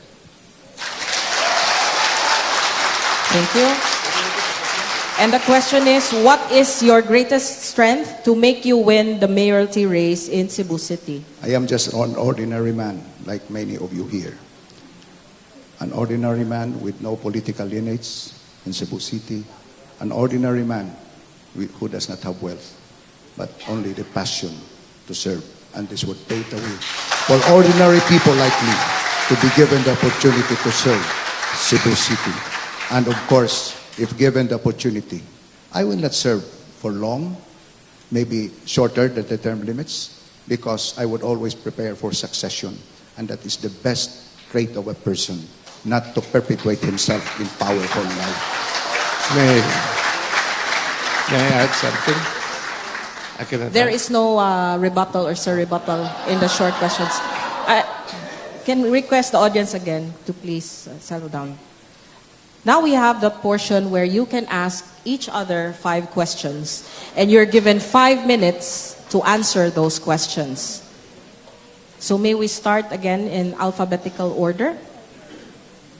This is the next segment already, that is to ask their 5 questions. Ma'am, the panel has decided to ask Mr. Osmeña to start. Thank you very much, Dean Joan. Question I would ask Mr. Labella, you come from Barangay Mabolo. You've been a city councilor for 9 years. You've been vice mayor for 6 years. What are your 3 biggest accomplishments in Barangay Mabolo? As councilor and vice mayor, you know, As either one, whatever. Okay. What have you done particularly as councilor, exceptional? as a public official, I have done many things. Look at the record. Many infrastructure in Mabolo, like the bridges. Yes, please. But all those infrastructure, look at the record. The POE. I do not want to place my name as a project of Edgardo Labella, because that is not me. What is used there are the public funds, the taxpayers' money. As a public official, I am not supposed to put my name over there. And of course, my primary duty as a member of the council is to pass ordinances and resolutions, and as vice mayor to preside sessions in the council.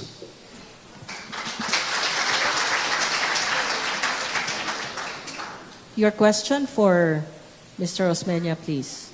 Your first question. Yes, Mr. Osmeña, can you tell us a project that you conceptualized, you implemented since your term? You were the ones who conceptualized it, you implemented it. Can you tell us a project? A project that you it was you who conceptualized conceptualized and you implemented. The project that you were the one who conceptualized and you implemented during your term of office. Well, there was the SRP. Can we ask? Sorry, I'm sorry, sir. There's the Long Life Program. We had the best agricultural development program at one time in our country. We were made the most livable city in our country. This is all part of the same. But I think the most important is our ability to be sustainable, and that is the SRP, where we were able to get and raise revenues for the city of Cebu. Mr. Osmeña, can I have The second question, a follow-up question. a follow-up question? You are entitled to your rebuttal. Is it and then not a the sorry- fact that SRP was conceptualized by Governor Eduardo Bullias in the 70s? And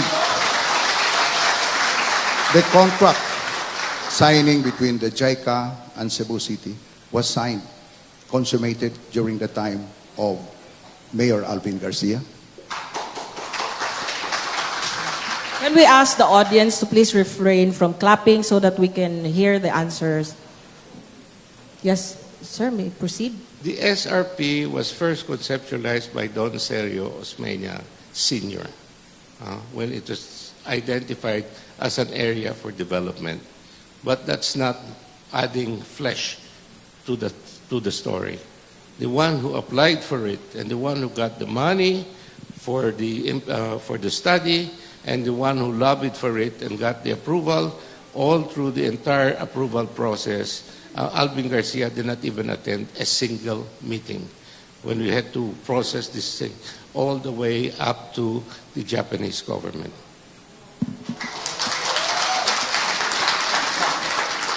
Please ask your second question for Mr. Labella. The people of Cebu are suffering, and there are people who are crying. I would like to introduce to you to Renato. Renato, please stand up. His Is that allowed? father and mother were Is killed that by the allowed? police. Please sit down. His brother is a living witness to the incident.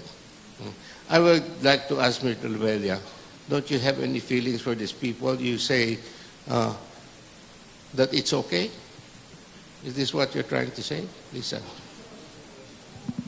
Again, we would request the candidate to not to allude anybody in the audience, but there's a question. If you are okay with to answer. I sympathize with that man if that really happened to him. I sympathize with him, of course. I sympathize, that's a question. I sympathize with that man. Is there a follow-up question before we proceed with the question of Mr. Labella? Well, why didn't you speak out? Why do you say the actions of the police is just, they're just doing their job? Why do you talk that way? The brother is now hiding with me. He's the witness. He saw his mother being killed. A gun was put in her mouth and they pulled the trigger, and that's a policeman who did that. And then the father followed and begged for his life, and he was killed. And they made their point. How come you don't like to defend them? How come you're not speaking out for them? In the first place, if that is your impression of the incident, why allude it to me? Why? I have nothing to do with it. And of course, you know, why? If you have your problems, if you have problems with the police, that's your own doing. Why me? Just because I am your political opponent? Okay, we will proceed to the second. Can we ask again the audience to please settle down? Can we ask Mr. Labella to propound your second question for Mr. Osmeña? At the SRP, there is a tower, the torre, that is built there. And it's a white elephant. And you spent 5 million for that. Why did you have that constructed? In the SRP, there is a torre that has been constructed, which costs about 5 million. So the question asked us, why did you spend for that? 5 million for The what? torre. The torre in the SRP. The torre in the SRP? The one Yes, at the there's entrance? a tower there. Where's the word South Road Properties? That's a water tank. Yeah, it's cost 5 million. Yes. And what's Yes, the that purpose? is a water tank. The whole thing is a water tank. The water tank is so ugly, and the SRP is our investment. I just want to make the SRP look nice. So I made it look like a forest. The whole thing is a water tank, in case you don't know. At the cost of 5 million. Okay, audience, can please settle down? So it is a water tank, so please settle down. For our next... You know, I'd be happy if you'd be clapping for me, but it disrupts the entire flow of the proceedings. So let's proceed. Your next question for Mr. Labella. Mr. Your Labella, third. You had the unfortunate situation of being a victim in a sinking ship, Sulpicio Lines, Princess of the Orient, and you talk about floating in the water for so long. When you're floating in the water, I can imagine that you've seen hundreds and hundreds of floating bodies as well. And then after all of that, you filed a case against Sulpicio. I would like to ask you a question. What did you do to help the families of the other victims who died in that ship? That is a very good question. The late Attorney Yap, the husband of Justice Yap, helped a lot of victims recover their insurance coverages. You know, under the insurance law, if you cannot find the body of the victim, you are not supposed to receive compensation.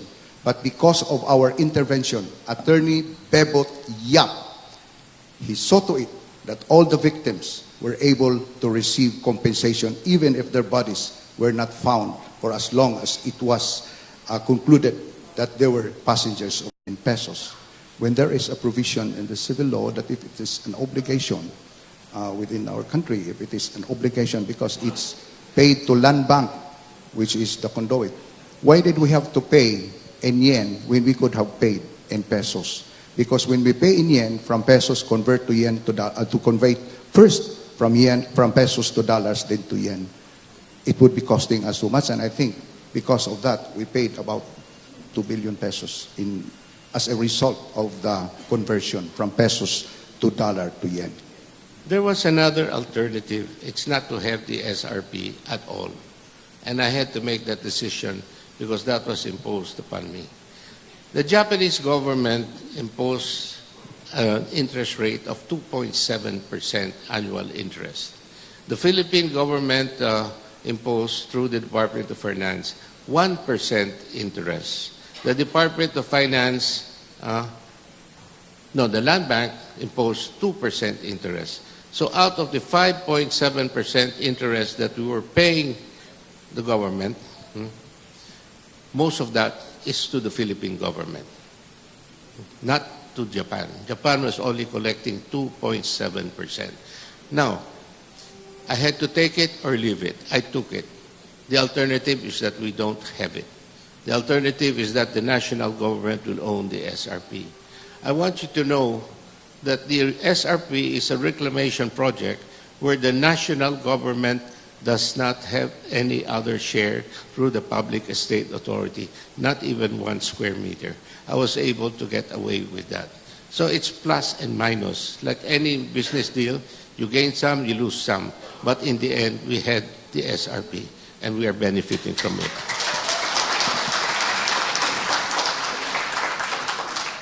We now proceed with your fourth question for Mr. Labella. You have been in government for a long time. All through these years, I have seen you move. What is your greatest challenge in helping the poor people of Cebu? Of course, my greatest challenge is to improve their quality of life. And for these informal settlers, if we go to areas like Tabucanal Pardo, they are living in subhuman conditions. And then, every now and then, you see them being demolished, like the one in Tipadilla. Government should have done something. We should have applied the rule of law, Republic Act 7279. We should not allow any demolition without relocation. And this is happening all over the city. And I want to see to it that before these poor settlers be demolished, we should give them the proper relocation. And it is one of my programs of government that we should provide low-cost housing with our areas. Like, for example, in Lorega, we should have built a five-story units of tenement houses, but it has not been implemented until now. If given the opportunity, I would see to it that we can improve the living conditions of our people in the city, especially the urban poor. You have a That's very noble. But when Mike Rama opposed my proposal for a land swap for 5,000 homeowners to own their own land, Mike Rama opposed it and says, "Alcance ang syudad." Why did you support Mike Rama in that stance? I was not supporting Mike Rama. Along the way, there were times that we contradict each other on matters of issues.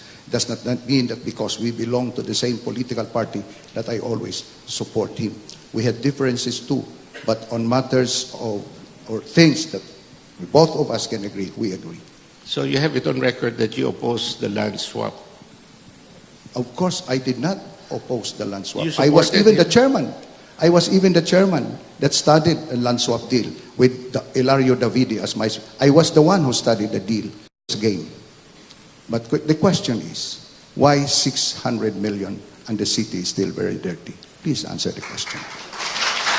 Okay, can we ask the audience to please settle down? The record shows that you were absent and all your party mates were absent in all 5 budget hearings. It's there on the record. So why are you bringing this up now? In the end, you also approved the budget. Well, of course, it was a budget hearing of the Committee on Budget and Finance. There was an opportunity for them to question when the committee shall have reported the budget for deliberation to the City Council. So the records will show. The records will show that they oppose it, that they discuss about it, and they question the amount, Mr. Osmeña. Last comment from Mr. Osmeña, and then we will proceed to the next or the last question. I waived the last question. It's okay. No more questions, sir?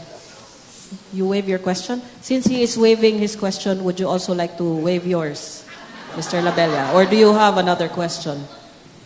You know, I am a fair man. If he waive, I will also waive. Okay. On that note, that they are waiving their last questions, maybe they can wave at each other?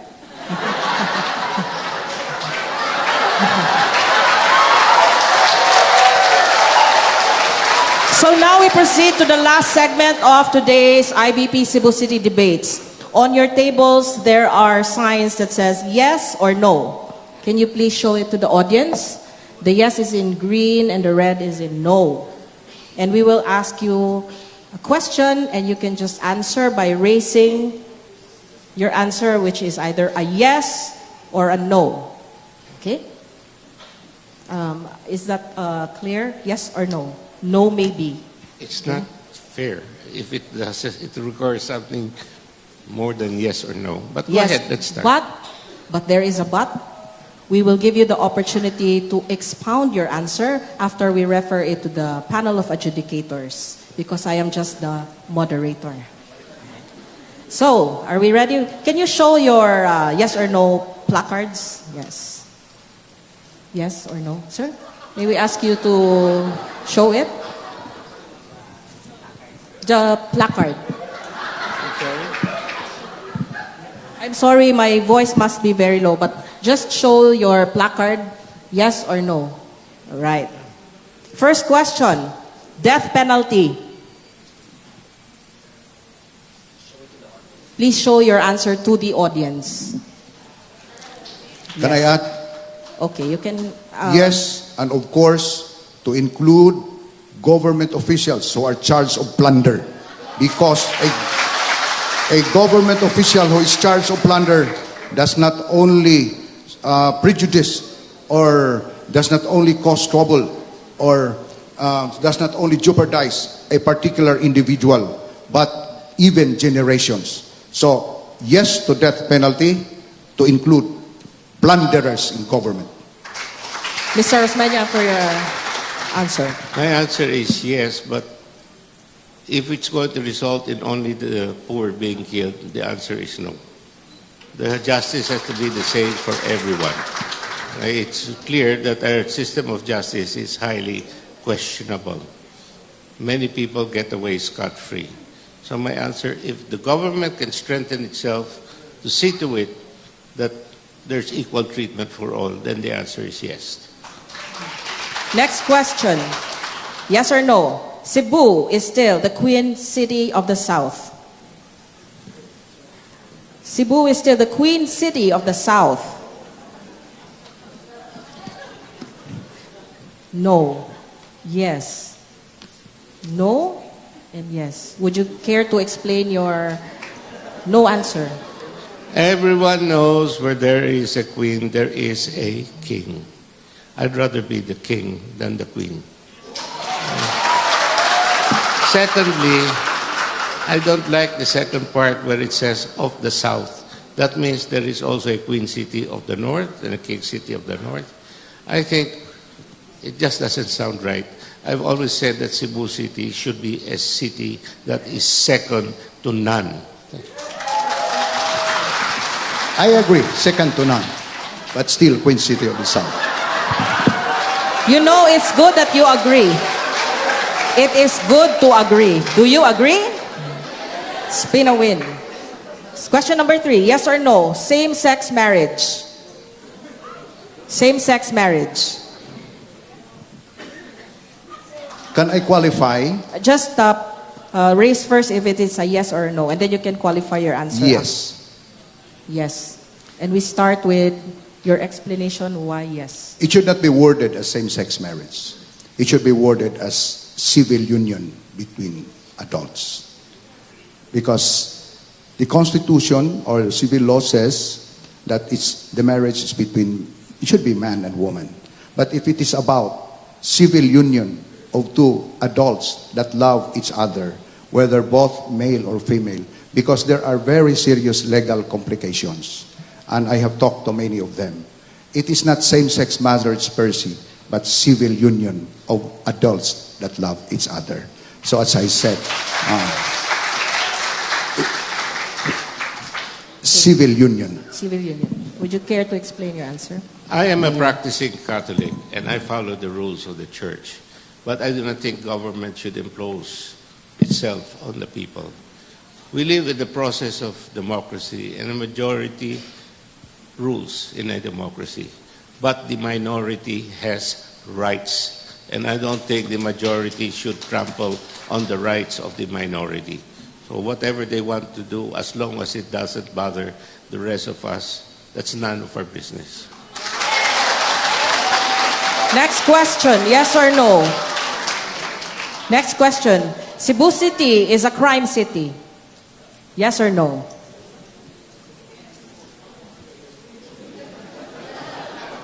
No. I'm happy that you're both no.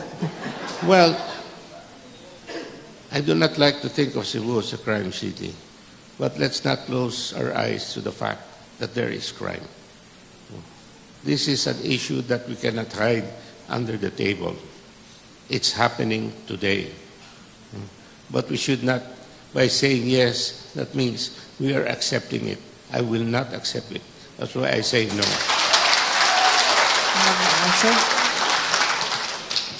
Efforts are being exerted to get rid of illegal drugs. And for the law-abiding citizens, there is nothing to worry. Who are being run after are just the illegal drug dealers in the city. And we are going into that direction, and it is a step in the right direction. Thank you. Yes or no? Yes or no? Winning the Cebu City elections is expensive. No, it's not. Ask you to raise. No. Not expensive? It is expensive? For a poor man like me, it's very expensive.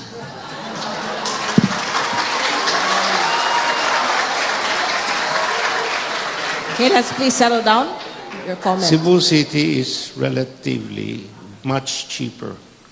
Much cheaper. You know, to run for mayor to Tuburan, you have to spend 50 million pesos. To run for mayor in other places, you have to spend hundreds of millions of pesos. Here, what's important is that you just have enough for gasoline to go around and to talk to people. So relatively, as long as you have enough to move around, it's okay. Thank you. Next question. Federalism for Cebu. Federalism for Cebu. Yes. Thank you. Public-private partnership or PPP for Cebu City. Yes. Number 8. You sleep well at night.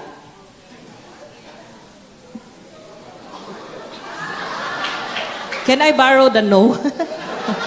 Prior to this, I could not Can sleep I say well. something? Can I say something? Can I Yes, say sir, of something? course. Sleeping well at night? Bisag unlan siko, habol sako, basta konsensya limpyo, makatulog kag maayo. Thank you. Please settle down. Comment, Mr. Osmeña, please. No comment. But what's important is that both of you sleep well at night. And you dream big things for Cebu City. Number 9. Wow, gamay running questions. Please don't go.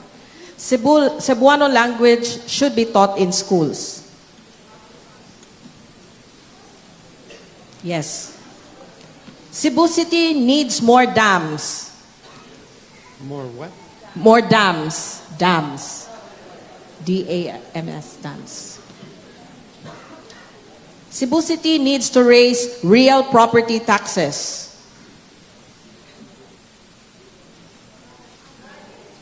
Yes? No? Anybody would care to expound?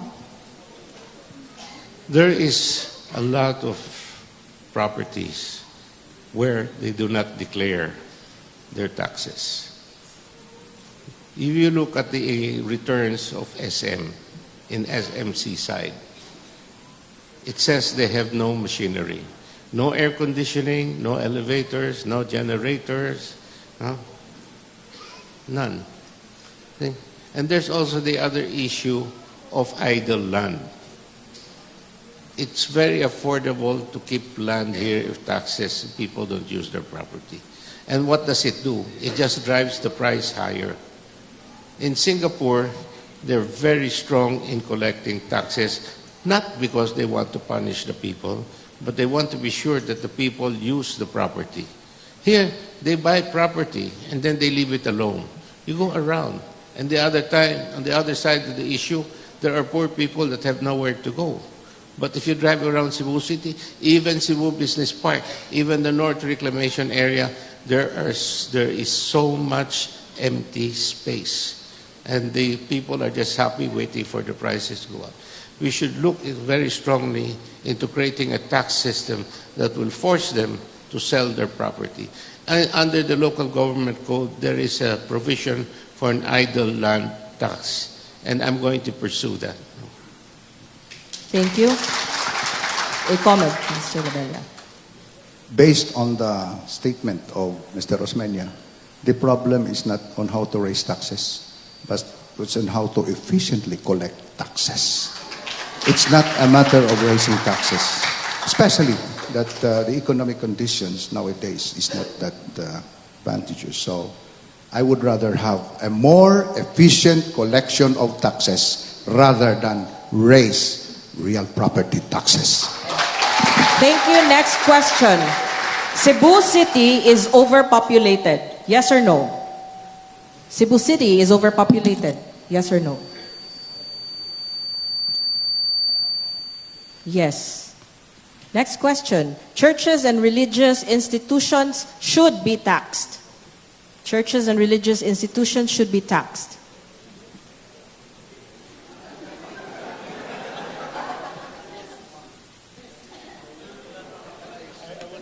You can raise first your answer and then expound. I would like to comment on that.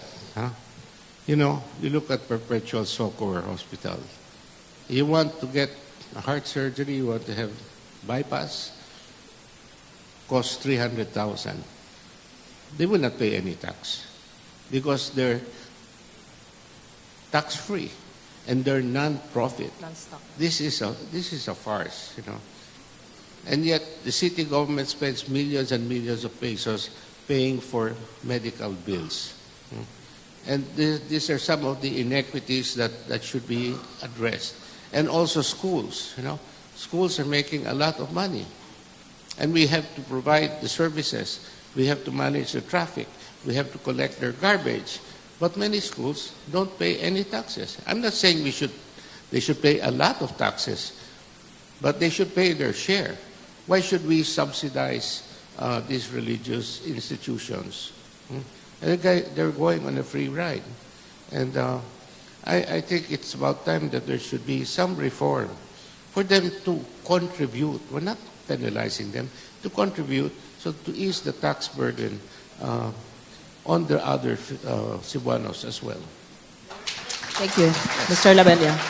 I said yes, but with a qualification that when it comes to business activities, undertakings of a religious sect, they should be taxed. But on purely religious activities, they should not be taxed. Okay. Next question. Cebu City welcomes Chinese workers. Cebu City welcomes Chinese workers. Yes or no? Can you answer first, yes or no? Can you raise your answer? Yes or no? Chinese workers. Chinese. Foreign, from Foreigners, the yes. mainland. Yes, no, of course, because we have laws. We have laws. Okay. We have laws that we cannot allow foreigners to work unless on very exceptional cases. But the general rule is that if you are a foreigner, you cannot work without a valid reason. So there is always an exception to that rule. Yeah. If Your there answer. is a special, it's not a question, it's a question of whether they can really contribute to the economy. But if they're just coming here to compete with the ordinary labor, the answer is no. Next question. Should the LGBT sector have a third restroom?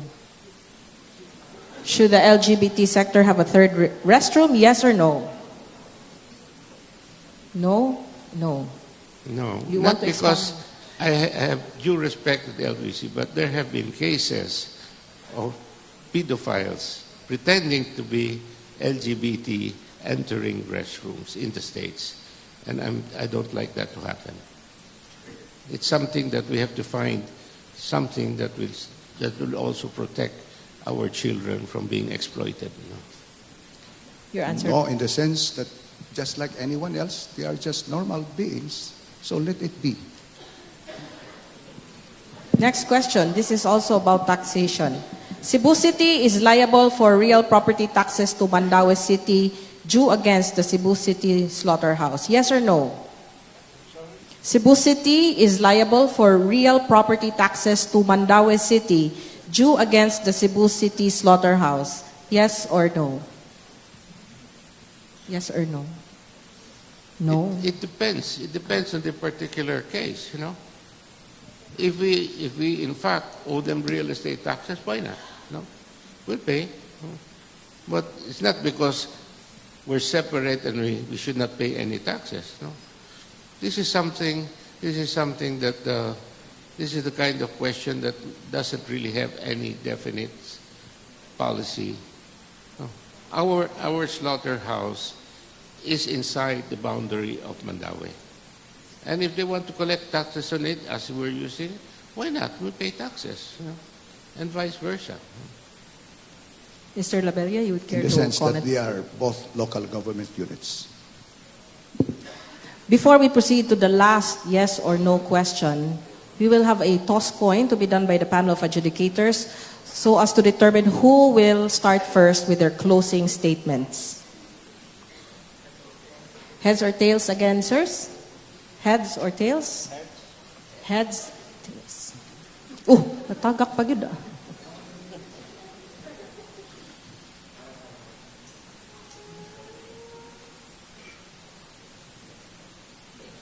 Tails.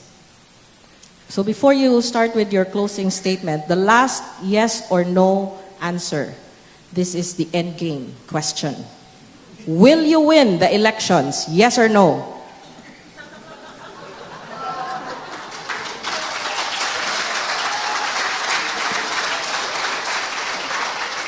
I'm sorry, I don't make that decision.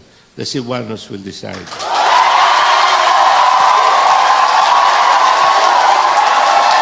Thank you.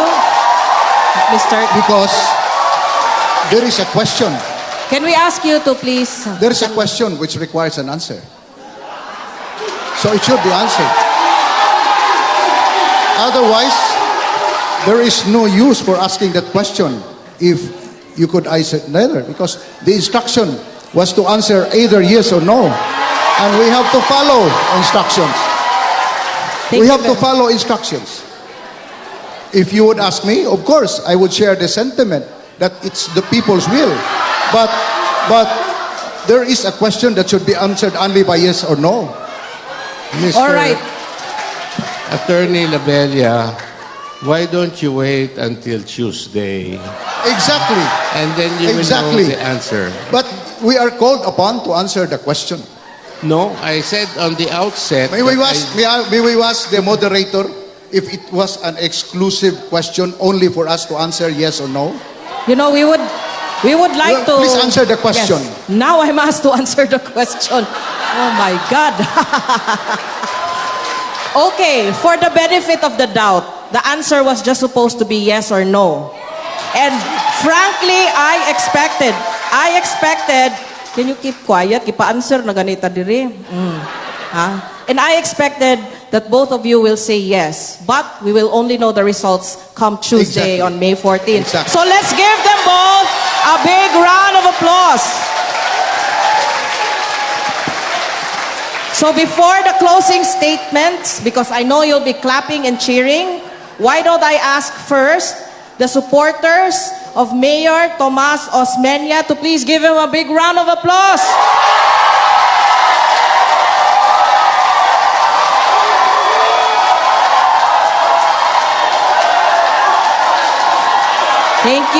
Thank you very much.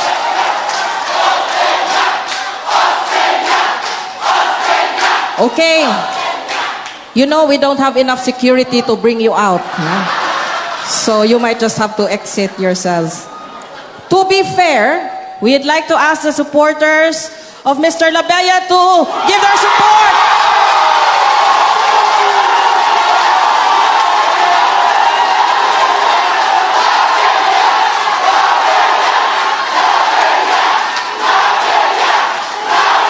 Okay, thank you very much. Let's keep it down. There is a time limit for the cheering. Don't you know? So, ladies and gentlemen, we come to the end game of the IBP Cebu City debates. Before we proceed with the closing statements, I think the IBP Cebu City chapter deserves a big round of applause for hosting the IBP Cebu City debates. IBP Cebu City. Cebu City. Cebu City. Okay. Nanay, time. Time na. Di ko niya tamuundang. No? And we're just serving coffee.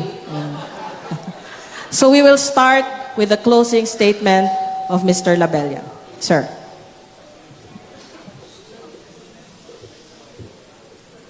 Can you please move? Can we request somebody to please move? Yes, you may use your mic. Integrated Bar of the Philippines, Cebu City Chapter, I thank you for this opportunity for both of us, candidates in this coming local elections. Kami si Tommy Osmeña, dili mo mi kontra. We are just kaatbang kaning politikahan. Politics is just like a journey.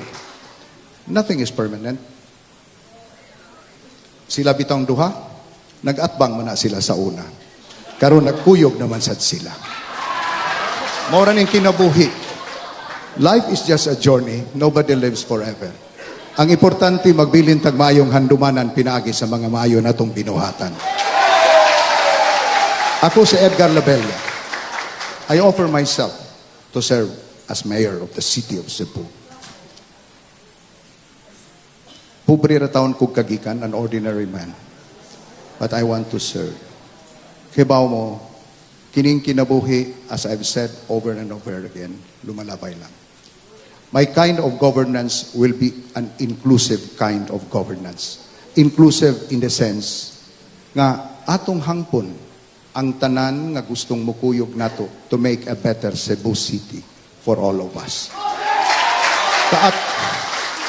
Kaatbang or kaalyado sa politika, inighuman nining eleksyon na hangyoon ko kamo, magkuyog ta. Kung ako ang palaran, if given the chance to serve, I may even ask Tommy Osmeña to help, serve, especially diha sa SRP. I want to have a conciliatory kind of governance. Usara ang atong syudad sa Cebu. Ato nang hunungon ang dinumtanay, ato nang hunungon ang away-away.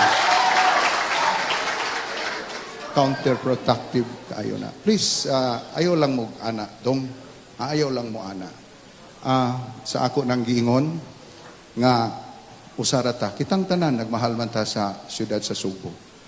Ako may gitagaan sa among pundok, sa opportunity nga mo serbisyo. Then I offer myself to serve. Doon na rabay mga isyo nga ako kuno dili taga Cebu, taga Bohol kuno ko kay kanang akong apelyido nga Labella naaman sad na sa Bohol. Pagka tinuod lang, diha gyud ko taon maanak sa barangay Mabolo, Cebu City.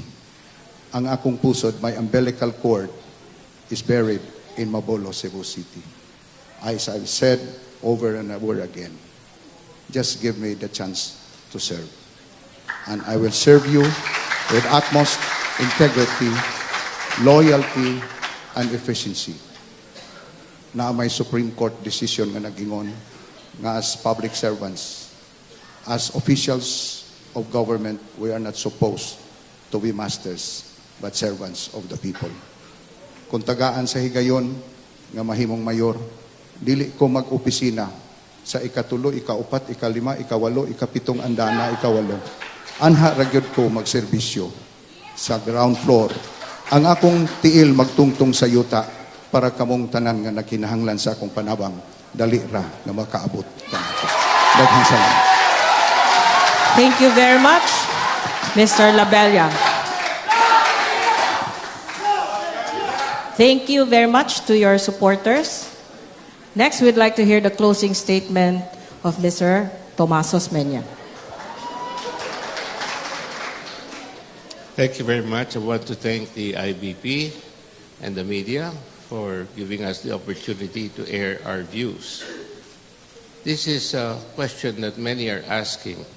Where are we going? Not where am I going? Where are we going? You want to find out where we are going, you ask yourself, din mamigikan, where were we before? Where are we now? Then you can plot your way and see where we are going. Natay daghang kay mga problema, pero akong pakita ka ninyo, ang kadaghanan sa atong mga problema, kung sa ilang gisulti, drainage, tubig, traffic, do you realize these are questions, problems related to growth. This is better than problems related to no growth. You want water? Go to Bohol. You don't want traffic? Go to Tuburan. There's no traffic. You want housing? Go to Siquijor. So, we have to see how we can manage our situation. Now, you decide, you want to grow or you don't want to grow. As much as possible, kinahanglan yun, we must grow on a basis that is programmed. We cannot go wild. Right now, we're running out of water. You know why? There are just too many people. You see those high-rise buildings. Before, there was a one-story or two-story building. Now, it's 40-story size. I ask myself, where are all those people going to get the water? I look at this Y101 building, 800 units and 400 parking spaces. Where will the other 400 people park? So we cannot just look at our existing situation. We have to anticipate. And that's what I learned from my father. Is that my fault that I learned from my father? He would look at problems years ahead of time before anyone even recognized the problem. And he would solve the problem ahead of time. He put the airport there when everyone said, we don't need an airport. Now we do, but it was waiting for them. He did the North Reclamation Area when people said, what do we need that for? He said, because the port of Cebu is the lifeblood of our economy. So he built it. We were no longer here when he was gone. But when Cebu's economy grew, it's there. See? This is what's important for us. Kaya ang sayop sa ato mga leaders karon, mutanaw lang sila ang sunod na election. They have to finish their project before the next election. Di na madaha. Ako, nahimong mayor, nakataon ko dayon 2 lessons. One, we cannot rely on the national government because when we got hit by Bagyo Ruping, the president only gave me 1 million pesos. And I began to realize we have to be on our own. So whoever is president, we just have to move on our own. And I said, so what do we do? I set aside all my plans and I said, I pulled out a clean sheet of paper and I said, what now? I said, number one, we must have our own business. Gawas sa national. What business? Ako gyud, my education is agriculture. So every time I think, but my major is economics. So every time I always think about economics using agriculture as a model. Nainumdum ko, I had a professor that was very smart in economics. He was a graduate of Cornell University, the #1 school in the world for agricultural economics. And I lived with him. I stayed in his house. And I would like to share with you what he told me. He said, kung mapalit ka og liso, pilion ang pinakamahal nga liso. I said, ganuan? Because mo ka ng pinakatamis nga prutas. Kaysa man mo palit ang mahal kung dili tamis. I never thought of it that way. Then number 2, he said, kung nagpili ka og liso, pilion ang liso na pinakadugay bago mo bunga. I said, huh? Di ko mo dawat niya na, Professor. I said, why? Because, I said, why buang nga mo piling liso na dugay kay mo bunga? I said, correct. Kung ikaw rin mo tanong, di kabot sa panahon mo, bunga gyud na, perteng taas ang presyo. Now, here we are. I was faced with the challenge of what to do with Cebu. So I said, mahimasad mo tanong ta pechay o agbati. Makakaon ta dayon pero way tang kaugmahon. Magtanong ta og kamote, samot. Mangga, mo nang gisulta atong professor, dugay kayo bago mo bunga. Pero tamis og taas ang presyo. Pero ako, di ko ganahan niya na, kuwang yun na para sa mga tao. So akong gidevelop ang usa ka hybrid nga liso, ang pinakabahal nga liso, di ka mo mutuo. Ang pinakadugay bago mo bunga, 20 kapin katuig bago mo bunga. Angan sa akong liso, SRP. Kanya, tanawa ra karon. We have 3 companies that's now joining the bid. We're bidding out 3 hectares. Ang pinakamenos ng presyo, 1 billion per hectare. 1.1 billion per hectare. Asa ka makita prutas sa Maliana. Ako makaigsunan, ang problema lang, nilarga ko sa Amerika, check up ra, nigbalik yun ko, gikawat ng 45 nga hektarya. Ako nang bawion. Alkanse yun ta. Di ko ganahan unsay naitabo sa probinsya na wag yun ang ilang yuta. O niya, karon pobreng probinsya. Akong pakita kaninyo na kutob sa akong mahimo. At least I have to explain to you kay makahatag kong oras ng tuon yun ko unsay atong problema. Ang atong problema is how to develop a future, not how to have the next best sinulong. It goes beyond that. So kung ganahan ka mo unsay ako nahimo, tabangi lang me. And please give us the whole family of BOPK. Daghang kayong salamat. Thank you very much, Mayor Tomas Osmeña. Can we give all the candidates a big round of applause, please? Once again, the IBP Cebu City chapter would like to thank the Vice Mayoralty candidate, Ms. Mary Ann de los Santos, for gracing this IBP Cebu City event. Daghang salamat. We would also like to thank Mr. Edgardo Labella, sir. Daghang salamat for accepting our invitation. Last but certainly not the least, we would like to thank Mr. Tomas Osmeña, the Mayor of Cebu City, for gracing this occasion and accepting that it be moved to another schedule. Daghang salamat. And at this point, I'd like to request the officers of the IBP Cebu City chapter to please join on stage our 2 candidates. And before you go down, can I ask you to please shake your hands before you leave? And we will have our pictures taken with our IBP Cebu City Board of Officers.